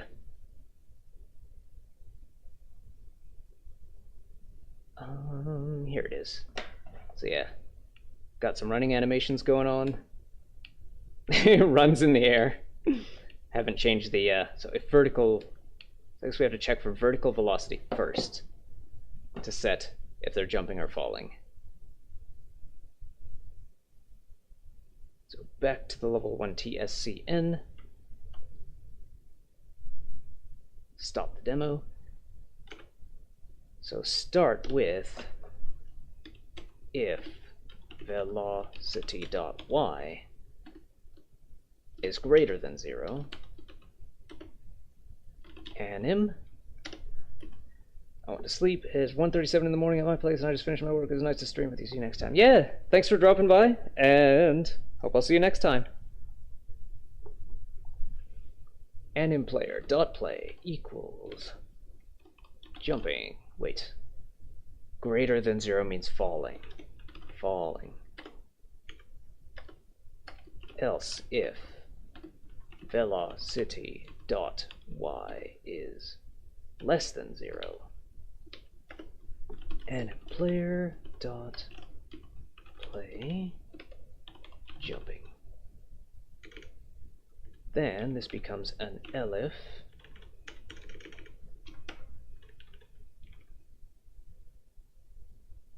if elif else. Expected conditional expression after. Oh, I have a colon there. Whoops. Yeah, there we go. F6. How are we working? We have jumping, we have falling, and we have running. It feels like it should be so easy for most people. It probably is super easy for most people, but it takes me a couple of tries. I'm just glad I can do it. Let me see if I could change the screen here to show you. There it is. So we have running, jumping, falling, running, jumping, falling, idle.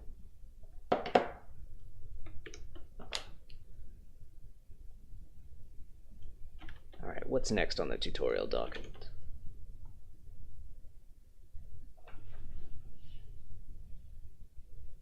So he does that.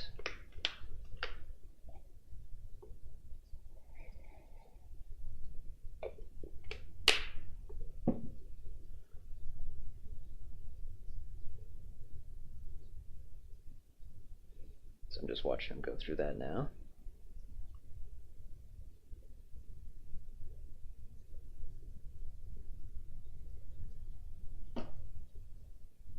Oh, I just noticed that my stream is blank here.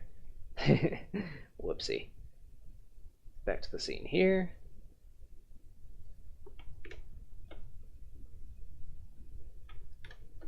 Actually, maybe I could add another window capture. Add another window capture game screen.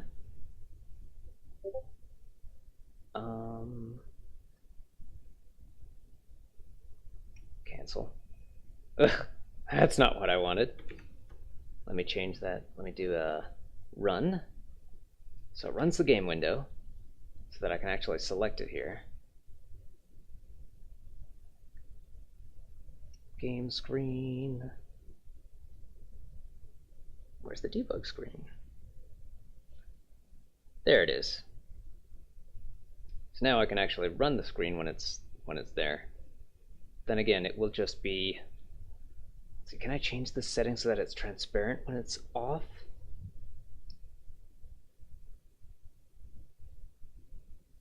Or maybe chroma keying would work. Filters. Chroma key.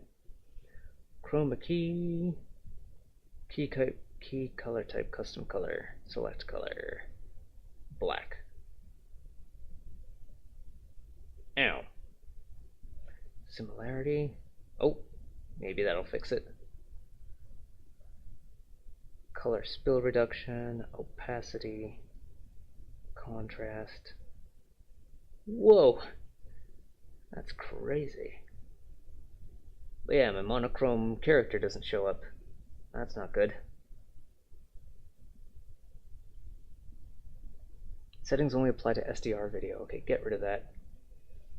Remove chroma key, yes. What other settings can we put onto this? Game screen filters.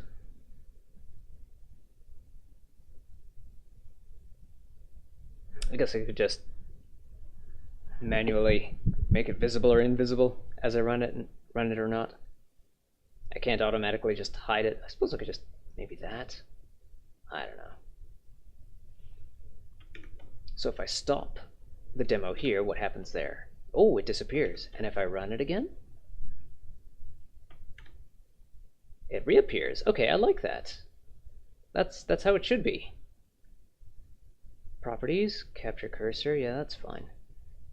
Use alphaless texture format, mess a workaround. No, that works. That's fine just as is.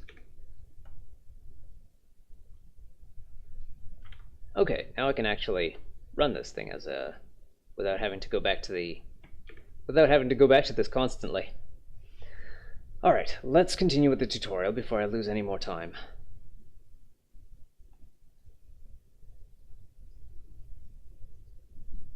So what Game Dev Knight does is he does an if-else for sideways and then a whole nother if for vertical. I don't like that because it sets the animation to run and then to jump or fall when you're jumping or falling.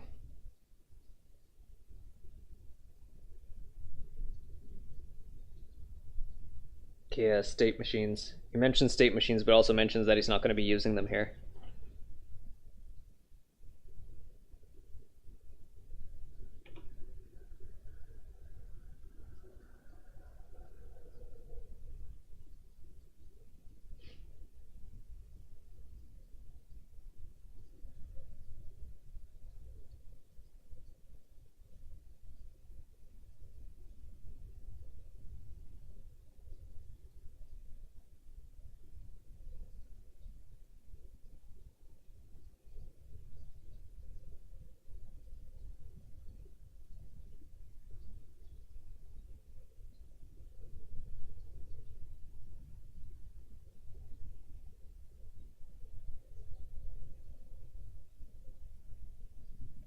A map with a tile set.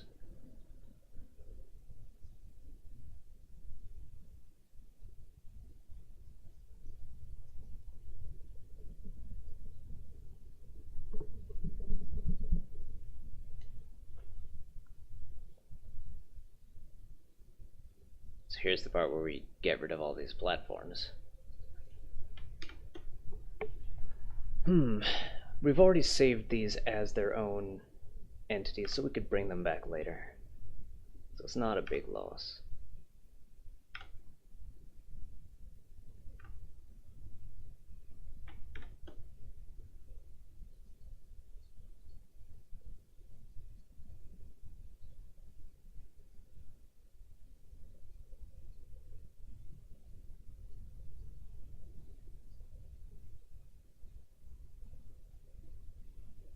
Okay, so going back, we're setting a tile map. So we add a tile map to level 1.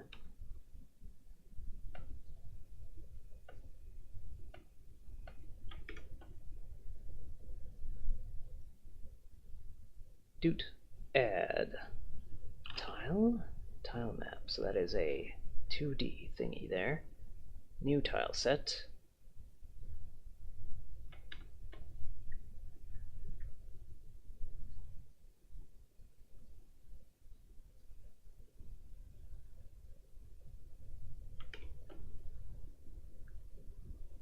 And what did they do? Layers? Layers beforehand?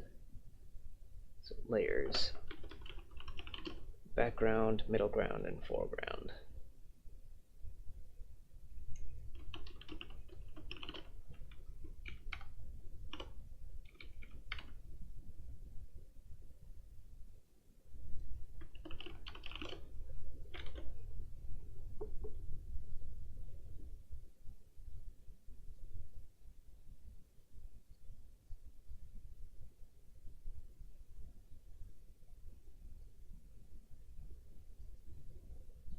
Right, add a physics layer element.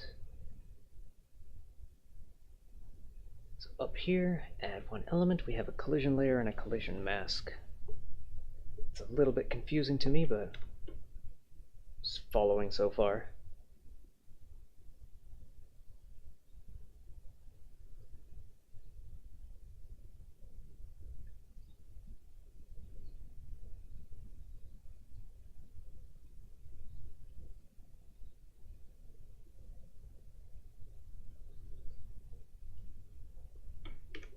So let's see, in the tiles, do I have a tile set? I thought I did. Level 1 background, no.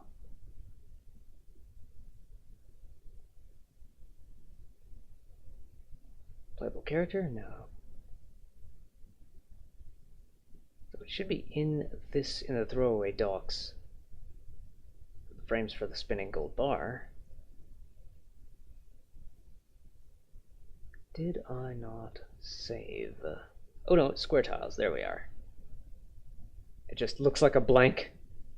Okay, what do we do here? In the tile set here, we drag this into there. The Atlas texture was modified. Would you like to automatically? Sure. In the Atlas. Oh, there we go. So I don't think these are not sized correctly. I want to make some 16 by 16 tiles. So I will go into GIMP to do that. And have a swig of water. Have a swig of my water. And practice not speaking through vocal fry.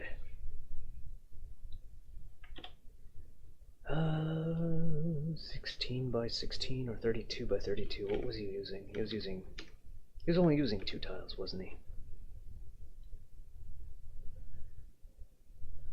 I'll do, let's see, multiples of 2. So I'll say 128 by 128. Then just select.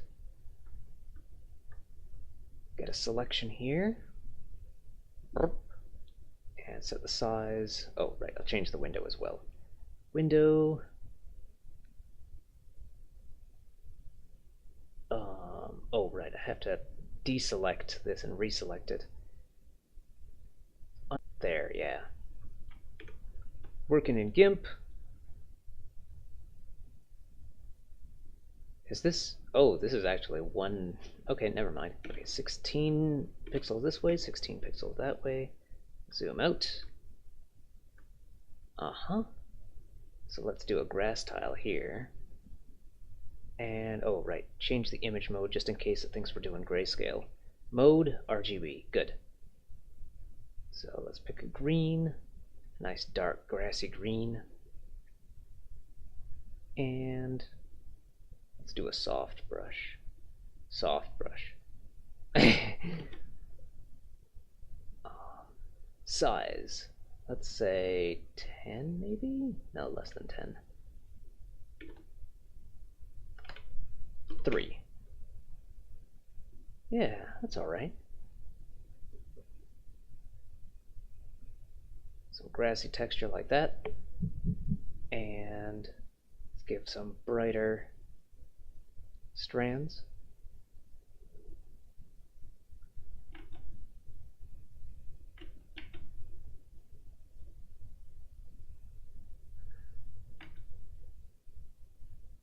Yeah, that'll do. And then for the next one,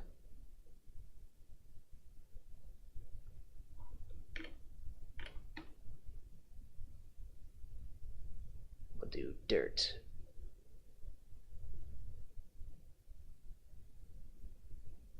So just use a wide brush, fill this in. And then some rocks.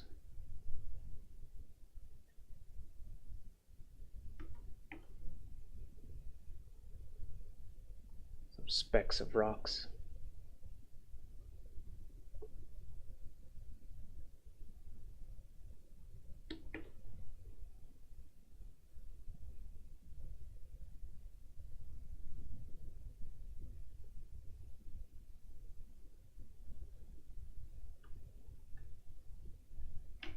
It doesn't look random enough.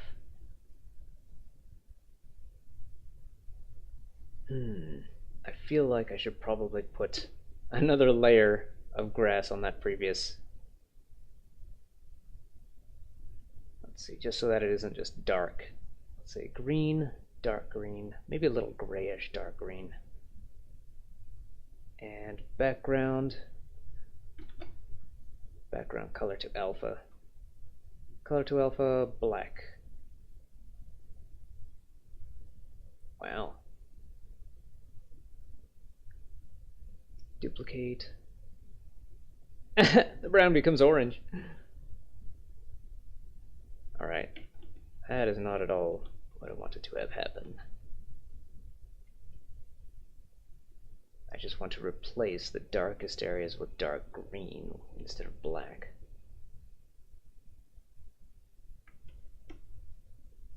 So selecting this area, I guess we'll just do it pixel by pixel. So pencil brush, maximum hardness, and a nice dark green.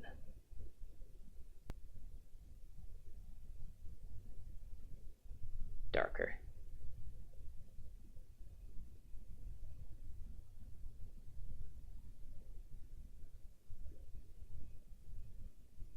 Yeah, that'll do. Those don't look like strands of grass. I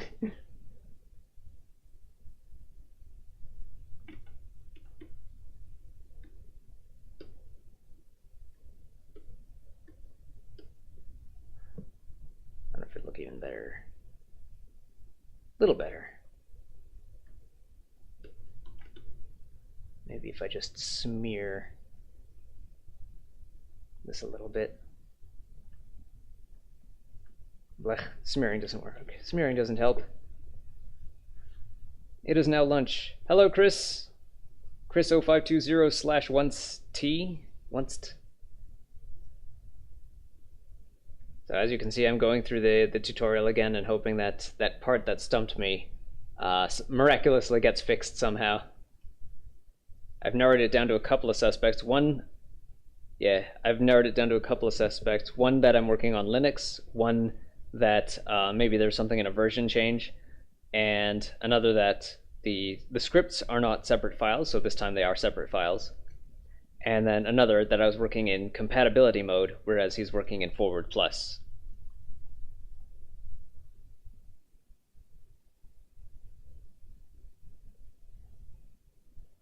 Okay, export this as my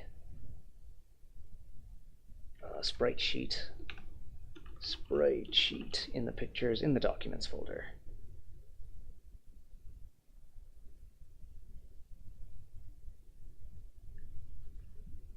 So if I open this in the file manager,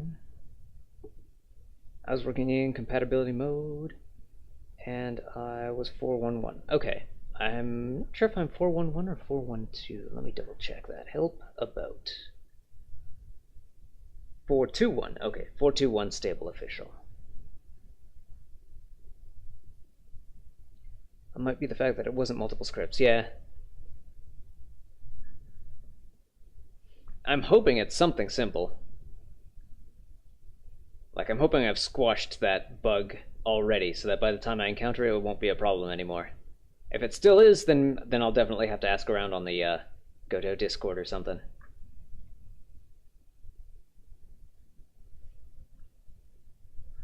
So, file manager, if I open the pictures, or no, not pictures, documents. I saved it in documents. Sprite sheet. Move that to here. Then move that to here. And get rid of the first one. Automatically generate tiles, yes. So if I look at this, there it is.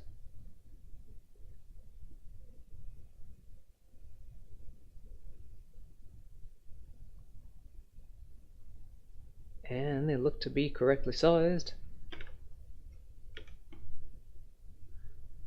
I mean, I could send you my source code, but I'm not sure you want my heavily modified source code. I'm not good at reading other people's source code. It's like wizard spells in D&D. A wizard can't read another wizard's spell book without, like, painstaking hours of reinterpretation and stuff like that.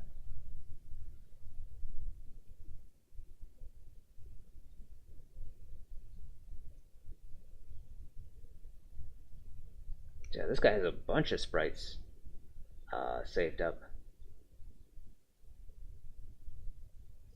So yeah, I could make square stamps. It looks like you can't do that with hexagon tiles. So that is one, unless, I don't know, I have to try it with a large collection of hexagon tiles to see if I can do it the same way, but it looks like you can't. Can't do the large stamps.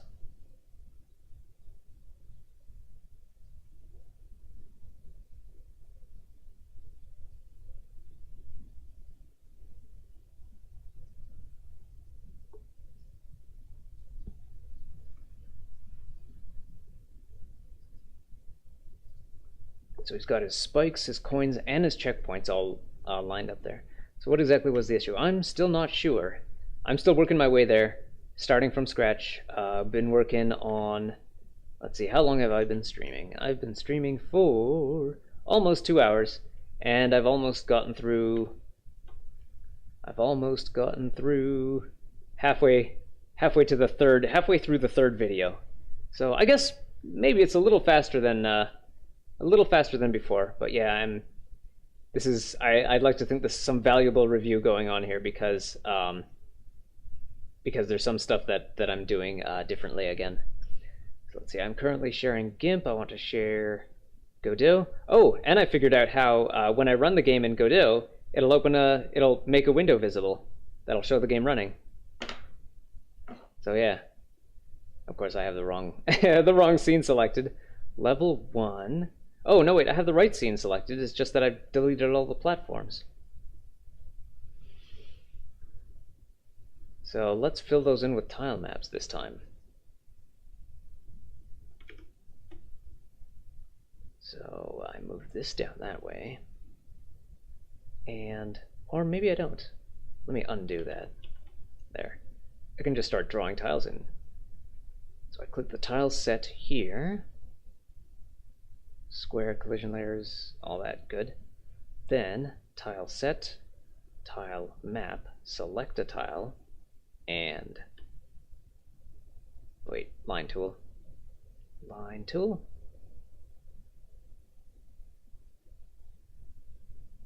make a long jump here, although it won't really be because I have a I gave him a very generous jump. I think this should probably extend below the screen. At least I think this extends below the screen. And erase that one up there. Select, dude. Right, I forgot the collision.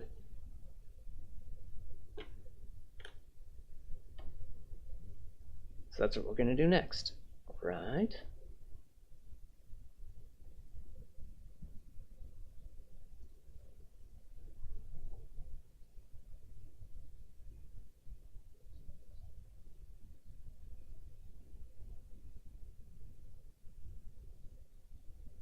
Alright, do I have the terrain layer? Did I put these tiles down on the terrain layer or no? Oh no, I put them down in the background layer. Okay, so let's try selecting all of this. Cut. Background. Select middle ground and then paste. Like so. Now play? Nope, it still falls through though. So there are more steps required.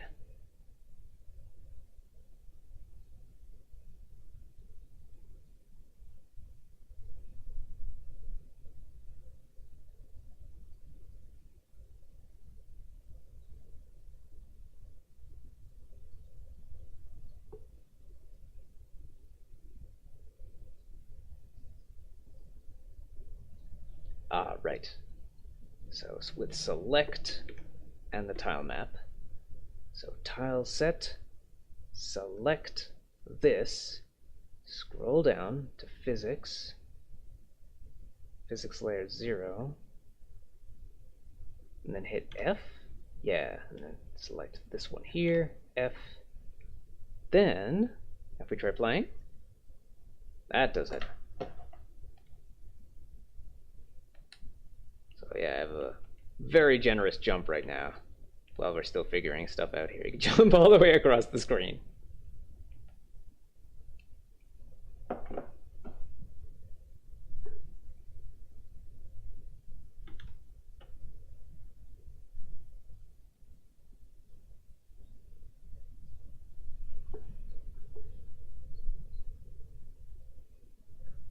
So you're still using the old sprites you made earlier? Yeah, I didn't want to make another whole set of sprites for this. And as you know, I don't want to download an asset pack.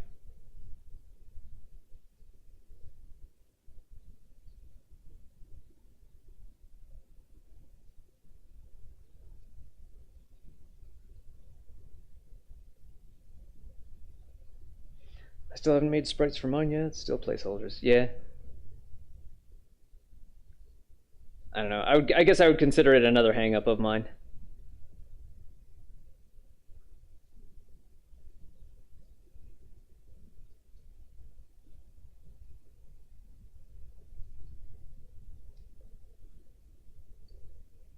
So what's next? Oh, just building more platforms.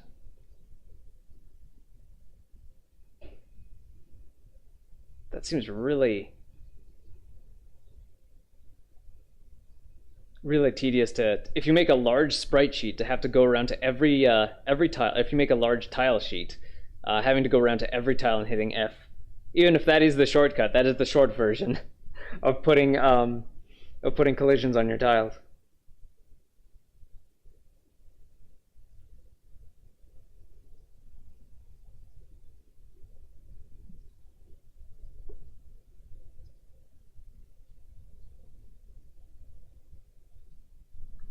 Alright, moving to the next video here.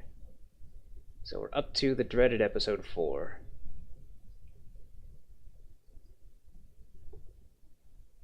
Wait, did I pause my live stream there? I think I might be a little behind on my own live stream monitoring on my own tablet here. Just slide this right to the end there.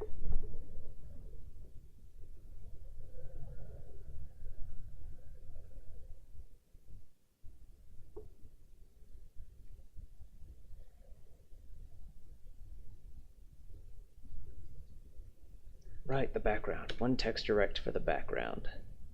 So, since we had decided that Stick Dude starts his adventure by seeing a truck dropping gold bars, I scribbled up a little background for his neighborhood. Really, really scribbly. Texture rect.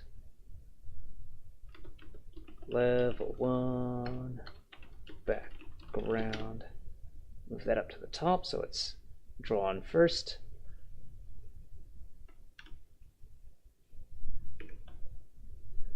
Then, level 1 background, just drag that over to there.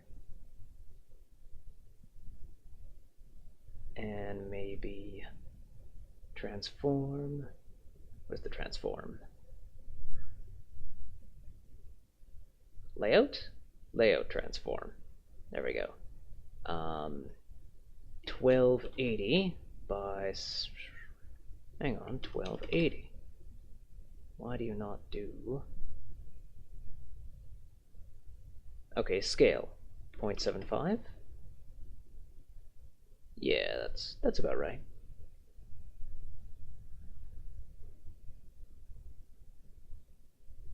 So, the background doesn't make sense with the foreground. I'll fix it later.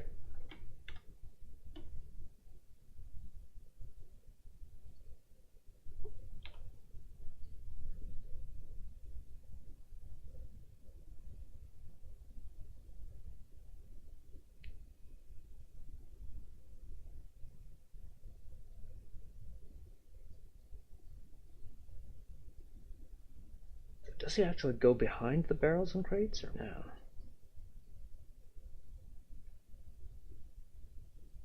Right, add child node on the player.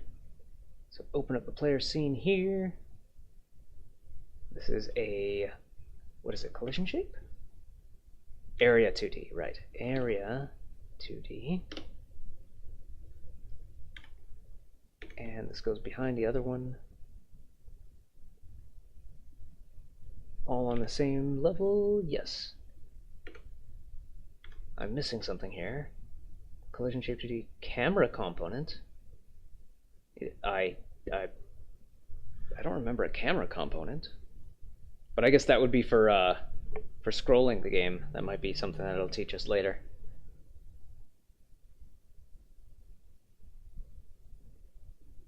Right.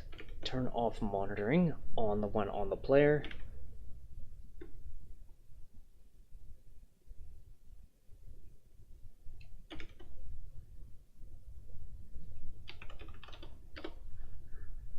Collision shape is another capsule. Capsule is slightly smaller.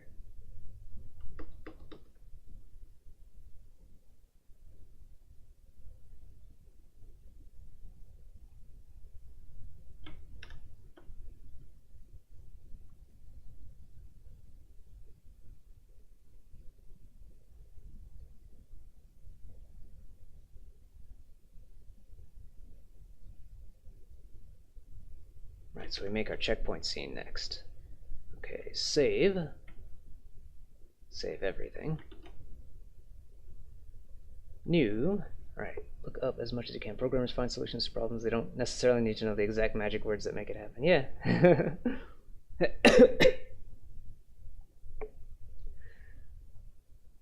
Node 2D. Checkpoint.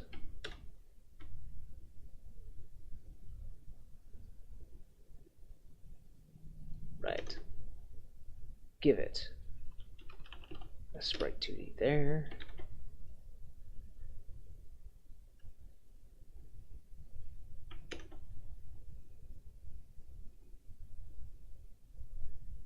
So the sprite 2D texture, we drag our checkpoint flag over there. Checkpoint.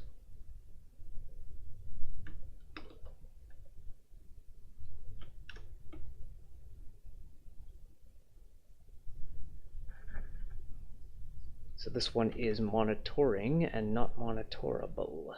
And yeah, sprite 2D, area 2D on the same level.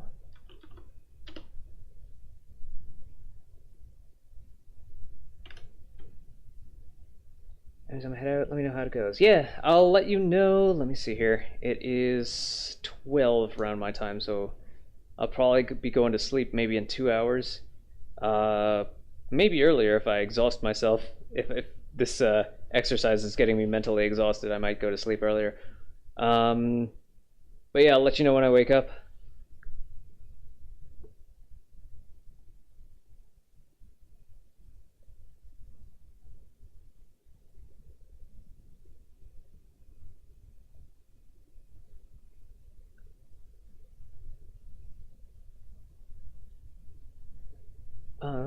So what is next?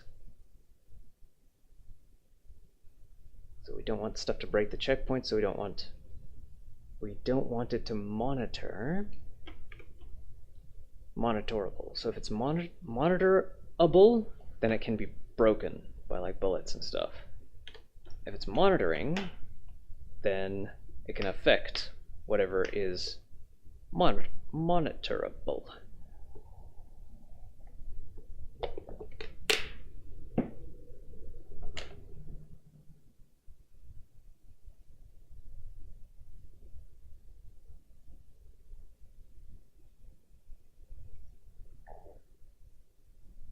So add another collision shape to the... Oh yeah. Collision shape to area 2D. Collision shape is a wide rectangle that is wider and taller than the checkpoint itself. I probably want to make it way taller so that you can go above it, like the I want to say like the checkpoints in Mario 3D World, but I think you can actually skip them. Or even the checkpoints in Mario World, you can skip those too. So maybe I won't. Maybe I'll just have it be a little bigger so that you can, if you're trying to get it, you can just miss it and be fine.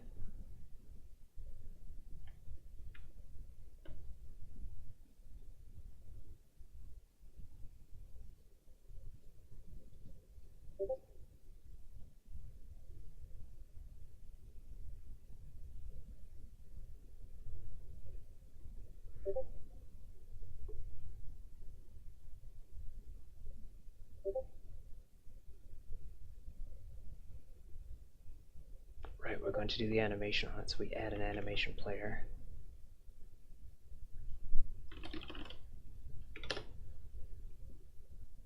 Then, let's see if I can do this without the help. So animation, new, unactivated, and then activated? Okay, I think I actually do need to check the tutorial. So we're going to make an activation for when it's activated. So I guess it holds its default position if it has an animation, even if it doesn't have an animation for it.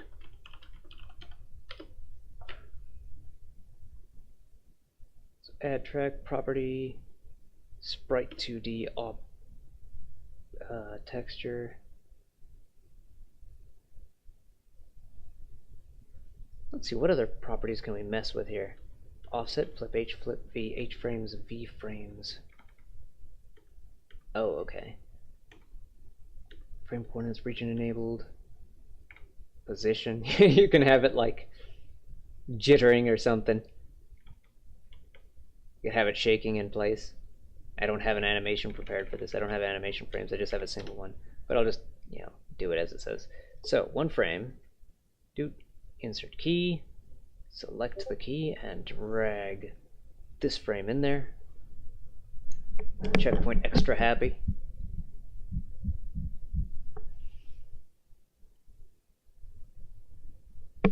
And this is a 0.1. Oh, wait. 0.1, yes. Just a one frame. When you hit it, it's happy.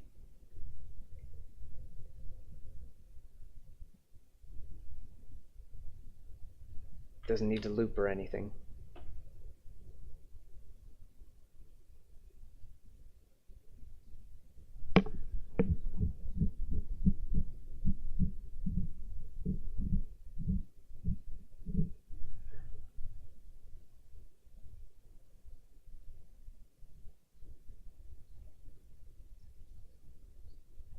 Right.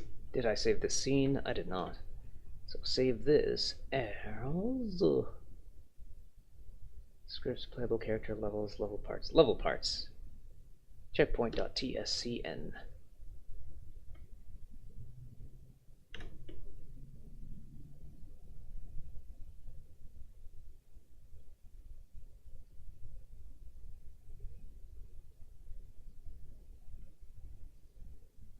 Right, we add a script to the checkpoint. Doot doot. So checkpoint.gd in the scripts folder.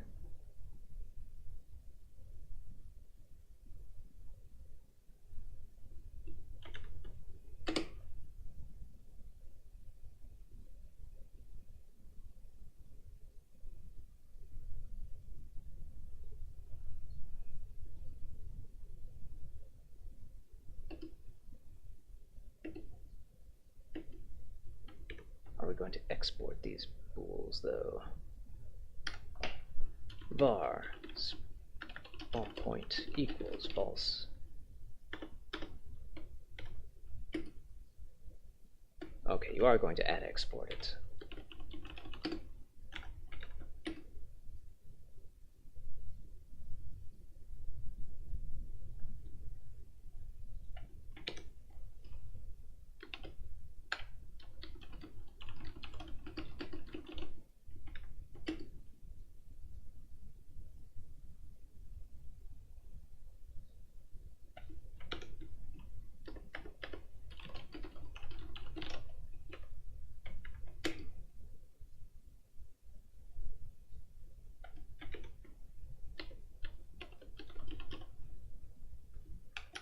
Can I just drag this in there to refer to it? Aha. Play activated.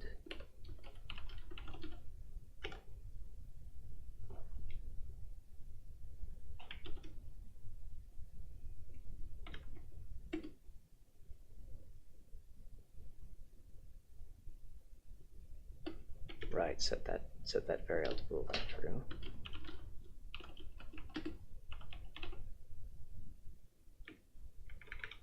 I don't like that these have the same name.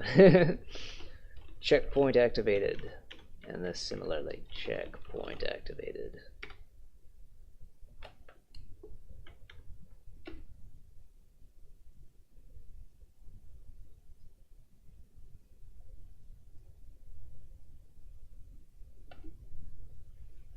So the checkpoints area 2D connects to the checkpoint script.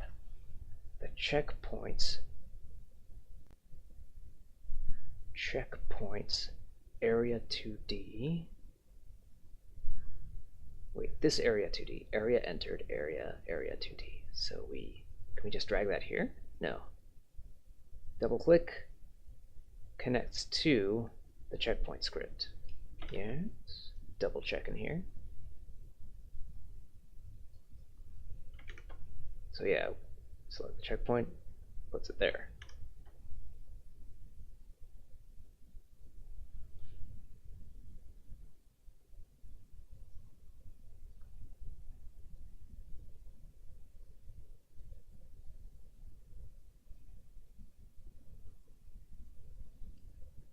So if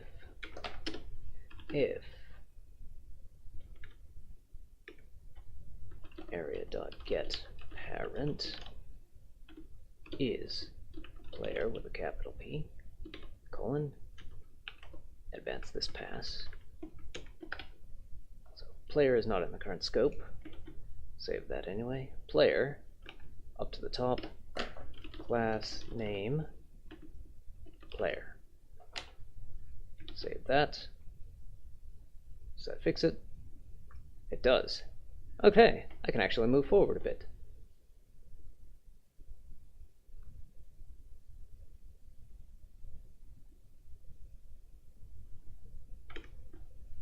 So I can comment on that video now. Say,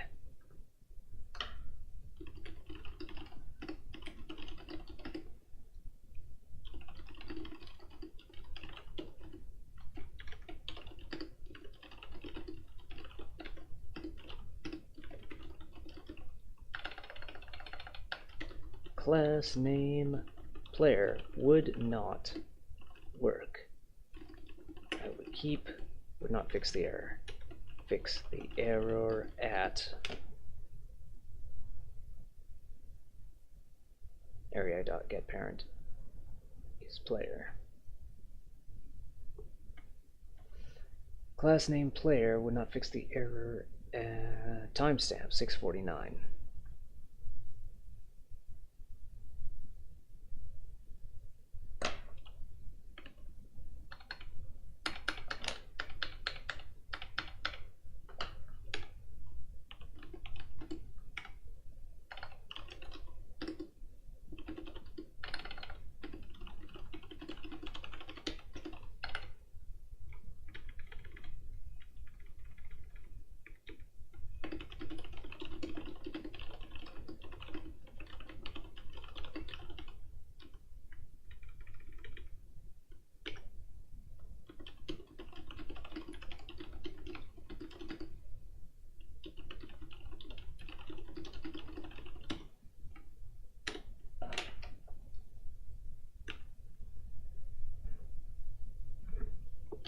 So I'm going to do a quick little change here.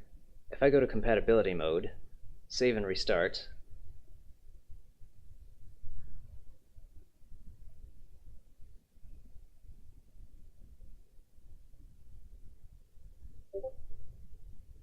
no errors so far. Run the game, no errors there either. So it looks like maybe I can do the rest of this in compatibility mode. Let me just edit that comment to say I just tested it out in compatibility mode. Edit. Just test it out in compatibility mode. Test it out by swapping to compatibility mode, and the error is not coming back. So it was possibly the scripts being built in.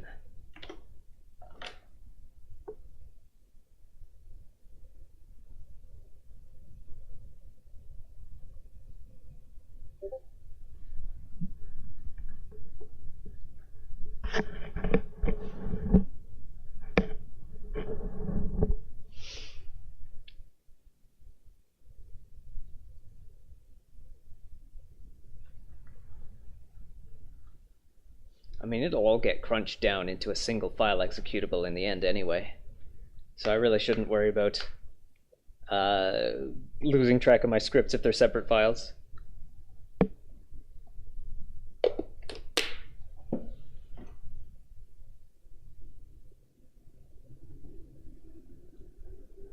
Alright, let's try and get through the rest of this maybe.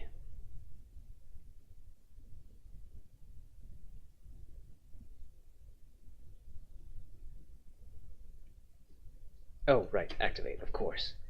If area.getParent is player, activate.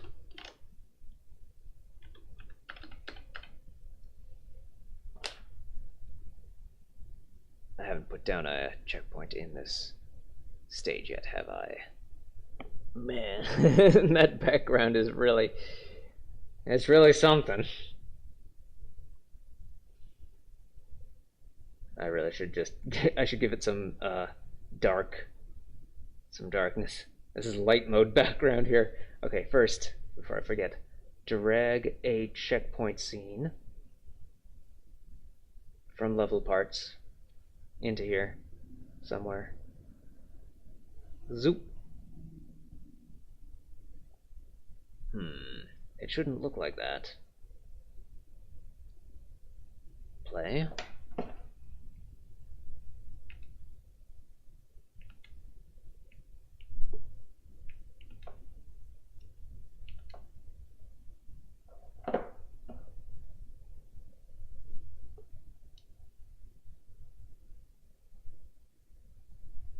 And when I quit, it shouldn't be looking at a blank screen. What's happening?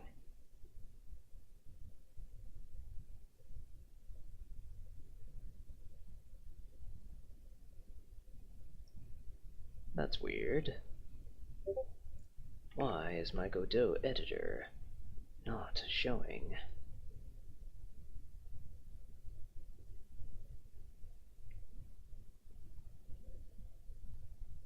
Is it because it restarted? Does it have a different name? Checkpoint.tscn.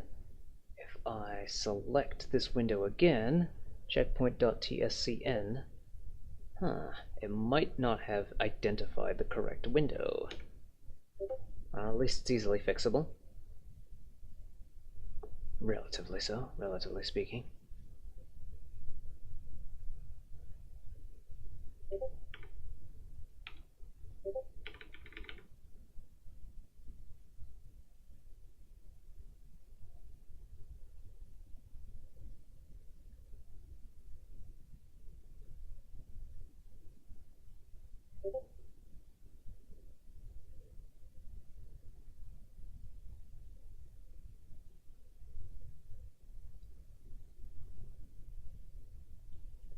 Mustn't get distracted.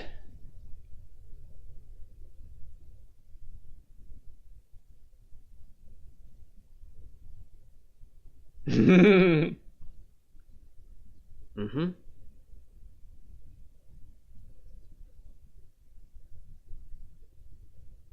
So var activated equals false. I think on his version, because he has a proper animation, the flag waves when it's activated and it stays on its first frame when it's not. I think I have to have a separate animation for not activated. So,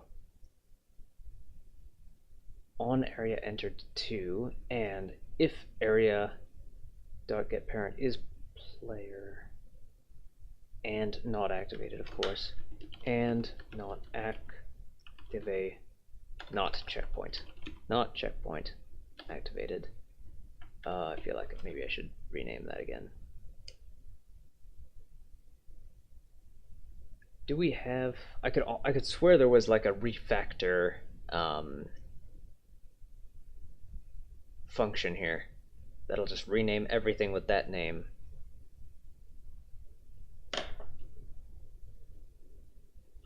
In any case, I am active, and not I am active.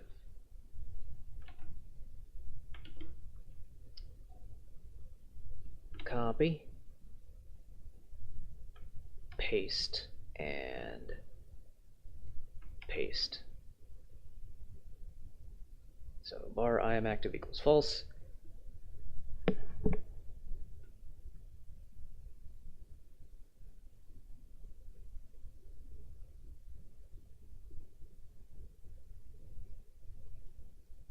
So if I put, wait, I need to see what Game Dev Night is doing here.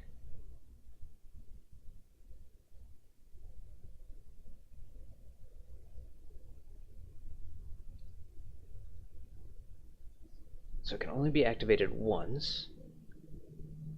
So that is important.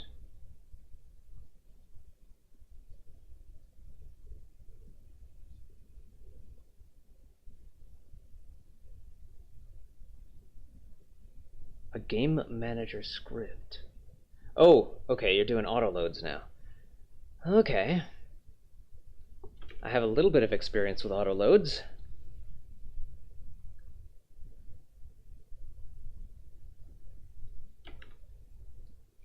Let's see, I think I want to fix something about the checkpoint that is handled by his game just by having an animation for the active.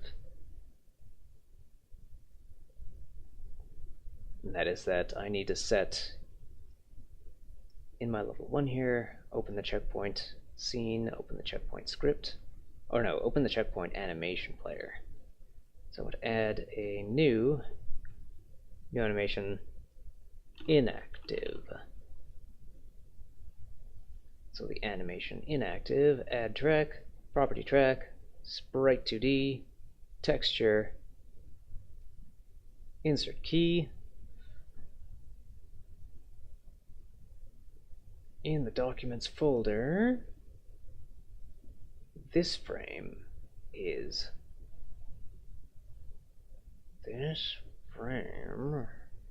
Select a single node to edit its signals and groups. Oh, inspector. This frame is this one.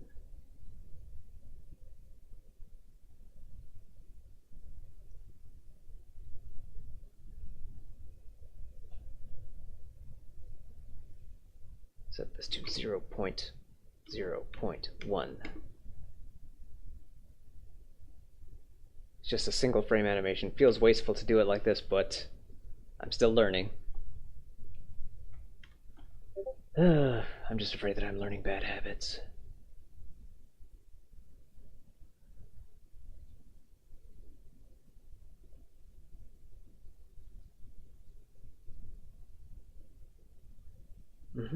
So I've done that.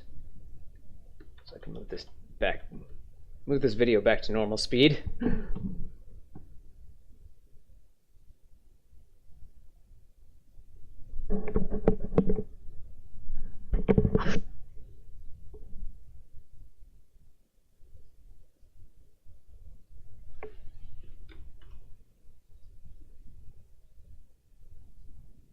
Nice.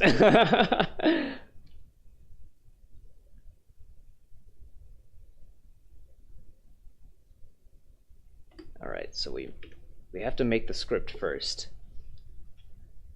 So collapse the folders so I can navigate them in the scripts. Can I just make a new script here? Create new script. Alright. What did he name it? I'm tempted to just name it global vars or something. Because if it's going to go into the auto load, then I've always named my auto load global vars or something like that.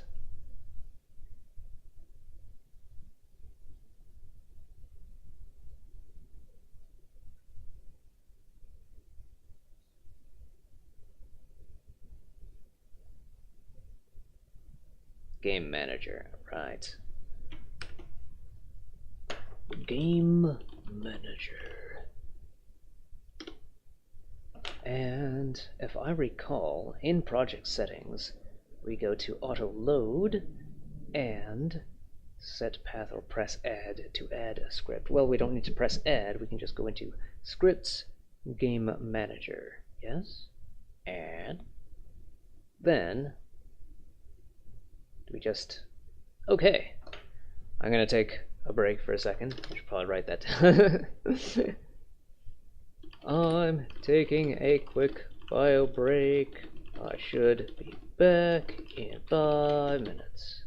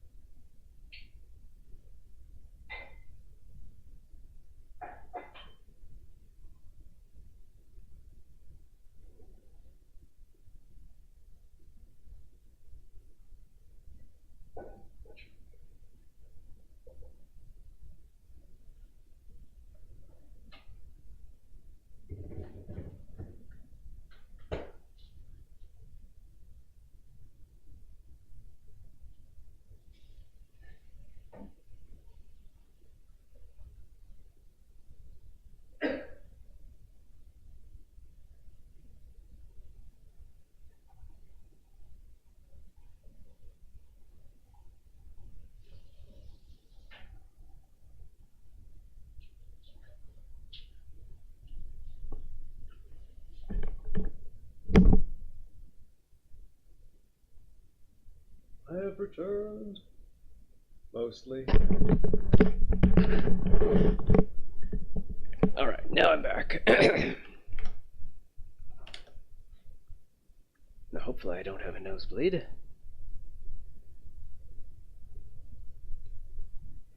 I've been getting them during the winters. The air is extra dry, and I really like the air. I really like the dry air in the city, but it makes me very prone to nosebleeds. So back to the tutorial here. We've got our game manager. I'm going to enter it into the auto load as he did.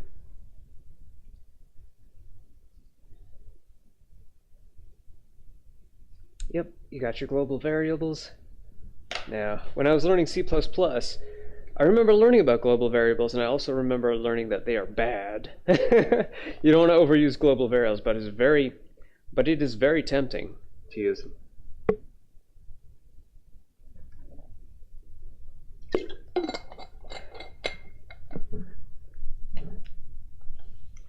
And I think it might actually be sort of my style to maybe overuse global variables a little bit, just to cut down on the allocating and deallocating of memory.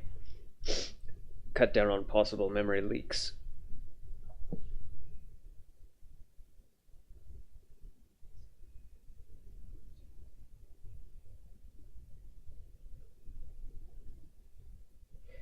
Ah yeah, that'll keep track of our latest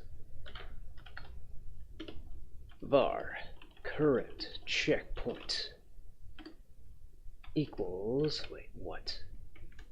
What does it send? A scene or a location?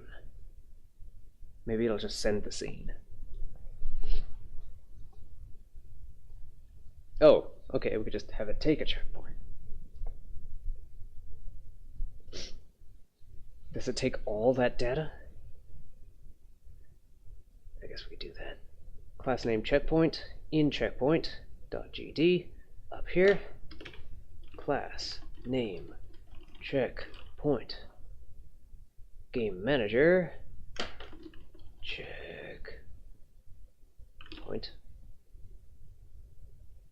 Bleh. Wait, do we have to save? Did I just forget to save is all? Checkpoint. Okay, good.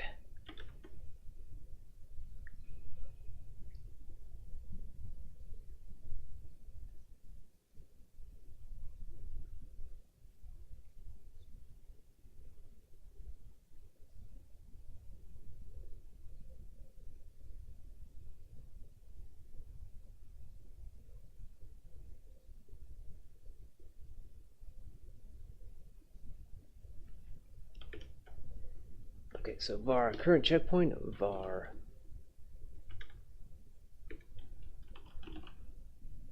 current player. So that's green now. Whoa, almost lost my stylus there.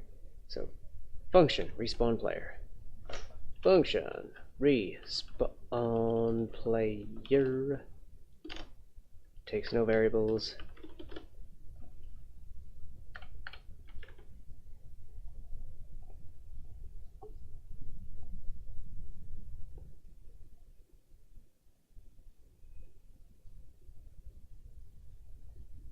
So yeah, just starting a stage current checkpoint. If current not null,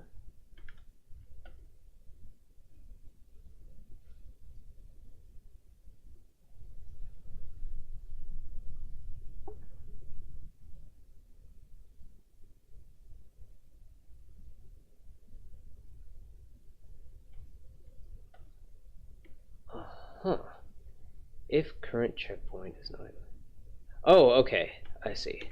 In respawn player. Oh, right, colon equals current checkpoint dot position, like that, right? Global position. No, not like that. There we go.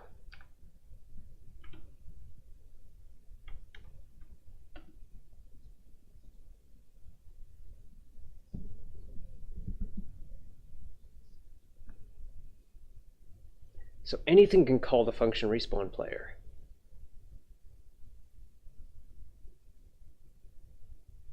Equals current checkpoint equals self. Okay. So in checkpoint.gd, upon activation, game manager yes dot current checkpoint equals self.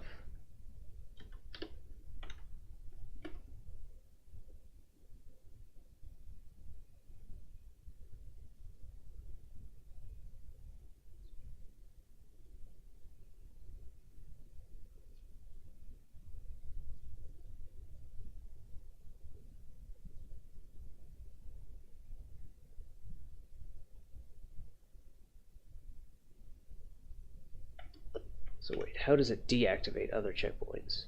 Oh, right, and I wanted to do stuff too. I wanted so if active in the checkpoint, we can activate, but I think this already starts activated.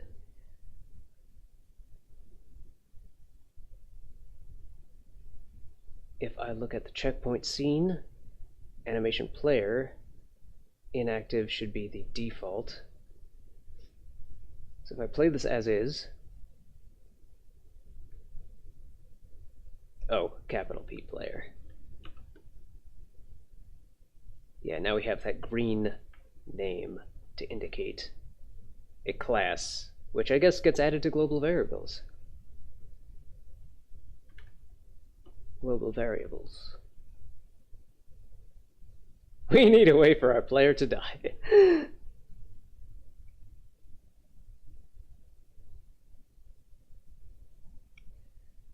In player GD, at the bottom of player GD, we add the function die. Welcome to die.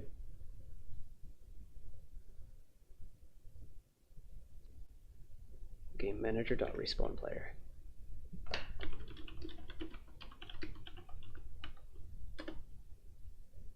Simple as that.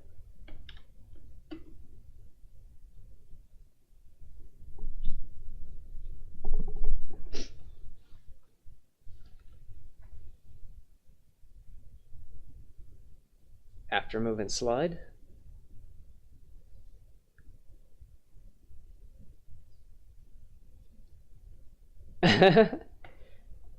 I think I can do better than equals greater than or equals 600. Player.gd, right after move and slide, if position.y is greater than or equal to, there's no max width, is there?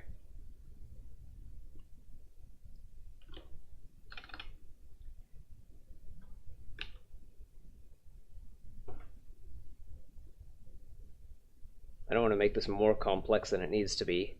I'll say screen bottom equals 720. Const screen bottom equals 720.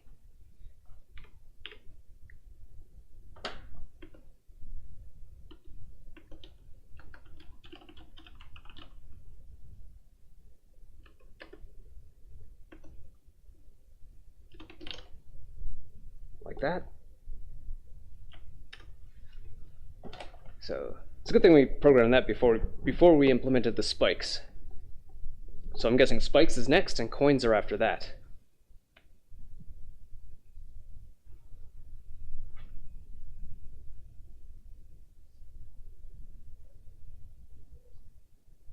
Yeah, your game crashed.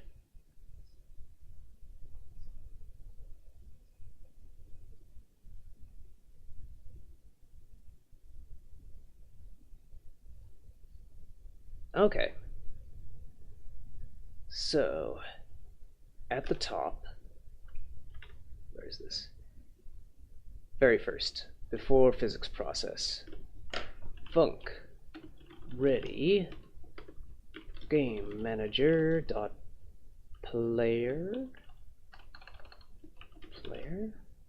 current player, yes, equals self.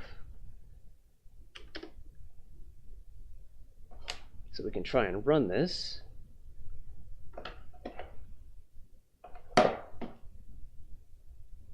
We can try and run this. Jump off a cliff.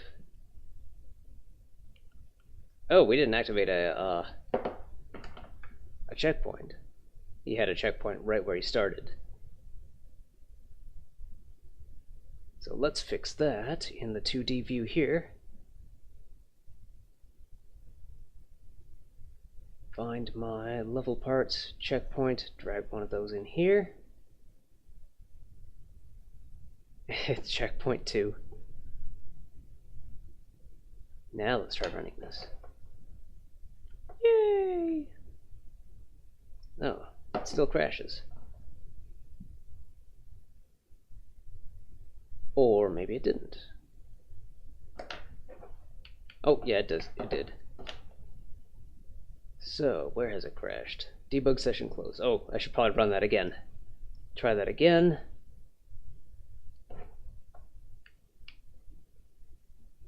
Alright. Invalid. Set index position on base with value of type vector 2. Current checkpoint dot global position. Okay, maybe I think I put that checkpoint a little below the ground. Maybe I shouldn't have done that. Maybe the checkpoint has to be taller than the player too. Or hovering off the ground. So let's see, if I take checkpoint and move it like, say, here and then here, would that fix it?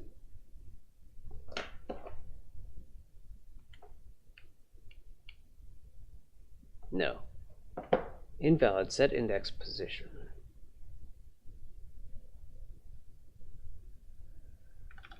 What if I just say position instead of global position? Would that fix it? Nope. On base. Invalid set index position. On base GD script with value of type vector 2.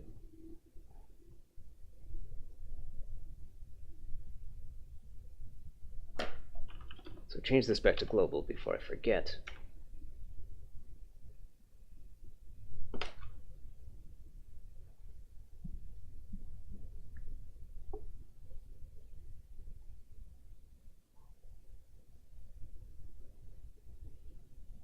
In game manager respawn player.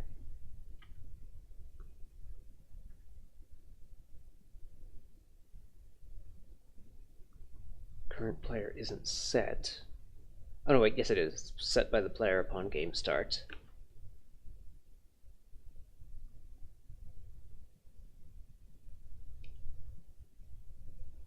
Alright, stop. Stop the game.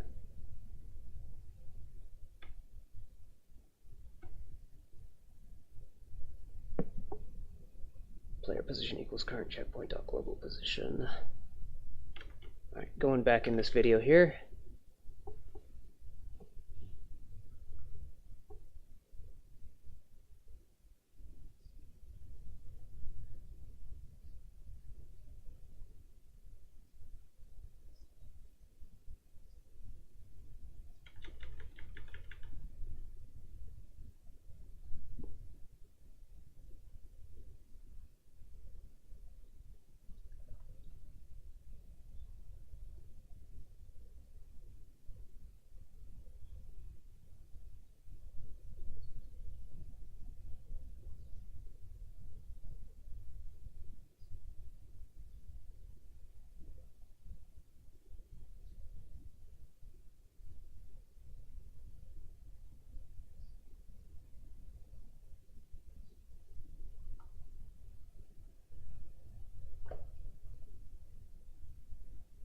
Alright, let me just double check to see if the other checkpoint activates.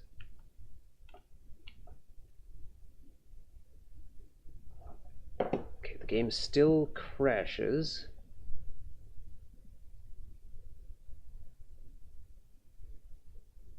currently, if the middle of the player goes under the screen, then it counts as a death. I'm going to say screen bottom is now, let's say 900. So way below the bottom of the screen, so that the head of the character is below the bottom of the screen.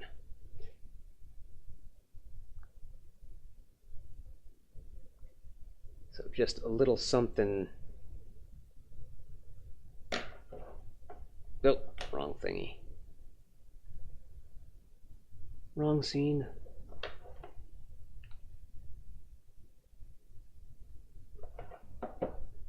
Okay, now it at least waits until the player is off the screen.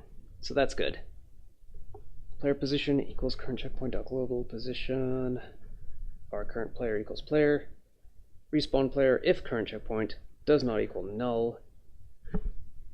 Maybe I should say if current checkpoint, or else current checkpoint is null. So what now? Player dot position equals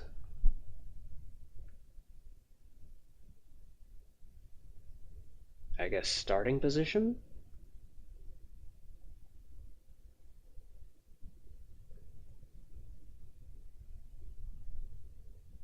Or how do you like?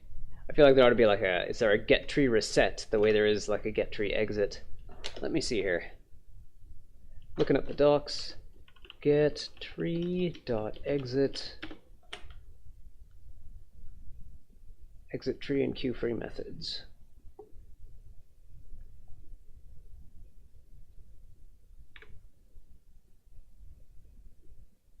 Yeah, get tree quit.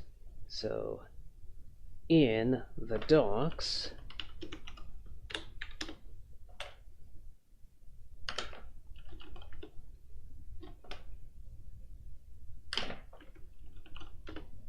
resetting the game,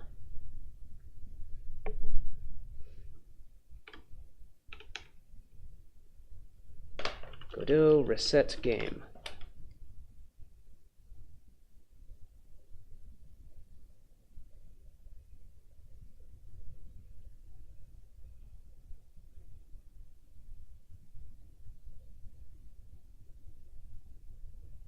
Get tree reload current scene. Okay, that is what I want.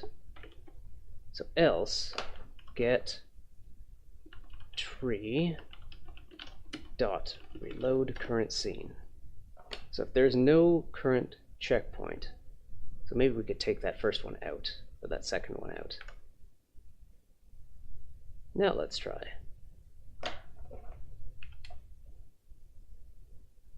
Aha, that works just fine. So when there's a, okay, when there's one in the queue, then it messes up.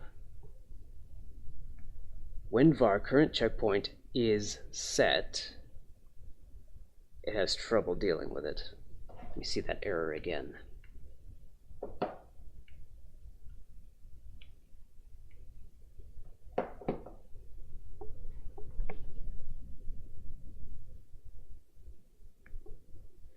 Invalid set index position on base GDScript with value of type vector2.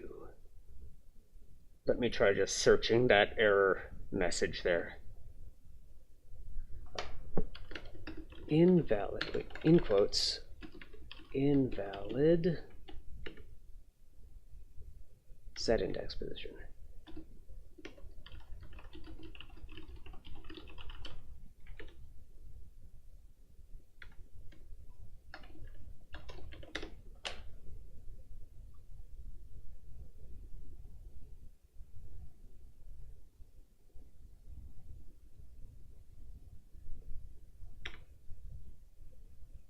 Invalid set index position on base with value of type vector2.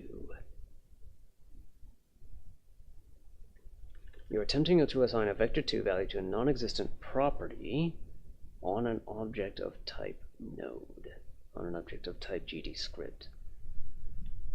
The obstacle scene's root node is GDScript, not a node 2D, so it has no position property. Ah! So it might be that I'm trying to use a keyword here where it does not. on base GD script with value of type.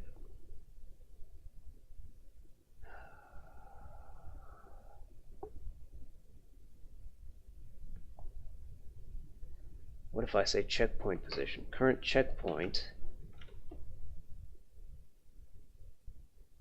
var current checkpoint vector 2D, because we only need the vector 2D. Vector 2. Yeah. Then I reset, just say current checkpoint. I set current checkpoint. Oh yeah, let me stop the currently running game. In checkpoint.gd, game manager current checkpoint equals self dot position.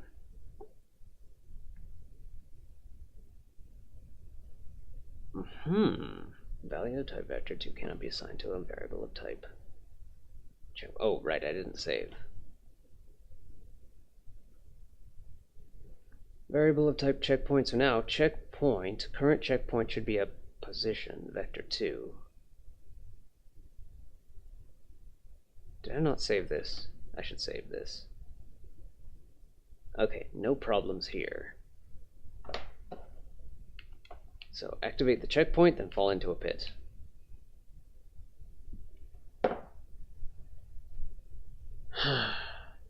Invalid set index position. Player isn't a type of base GD script.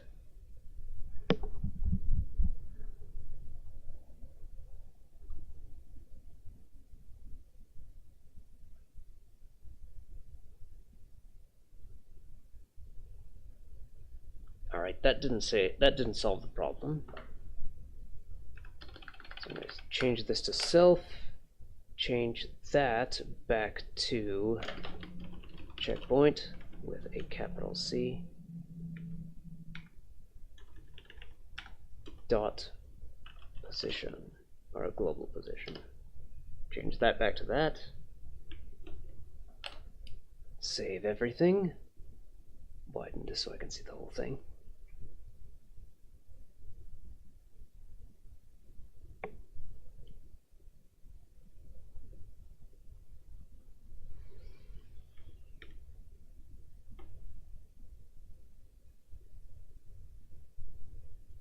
Stop the currently running demo. Output. Value of type checkpoint can't be assigned to a variable of type vector 2. Well, I fixed that up there. GD8. If current checkpoint does not equal null,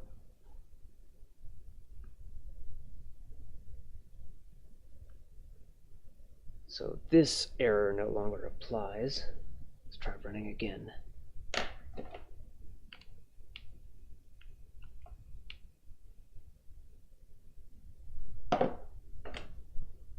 Invalid set index position with a value of type vector 2.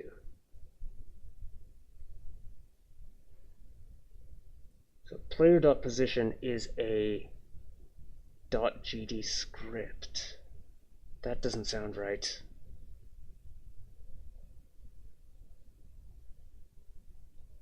Lookup symbol. Class name player. It has a dot position.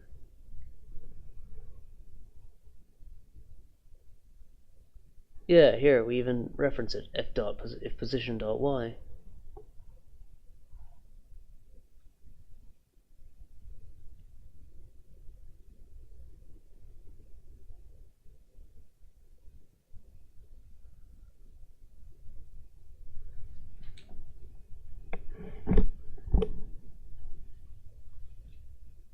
Might have to do something hacky, like get tree.reload current scene, but then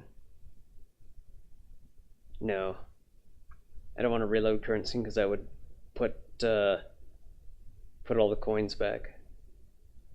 So if you've not hit any, if you haven't hit any checkpoints, then all the coins or all the gold bars and whatever, anything that you've affected gets unaffected. So reloading the scene does that. But if you have hit a checkpoint, then all the changes should be saved.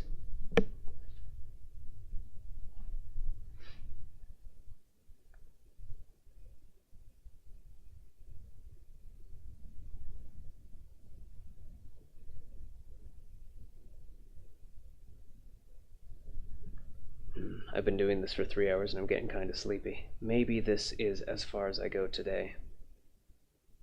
Well, thank you for joining me, those of you that have, and maybe I'll make some progress next time.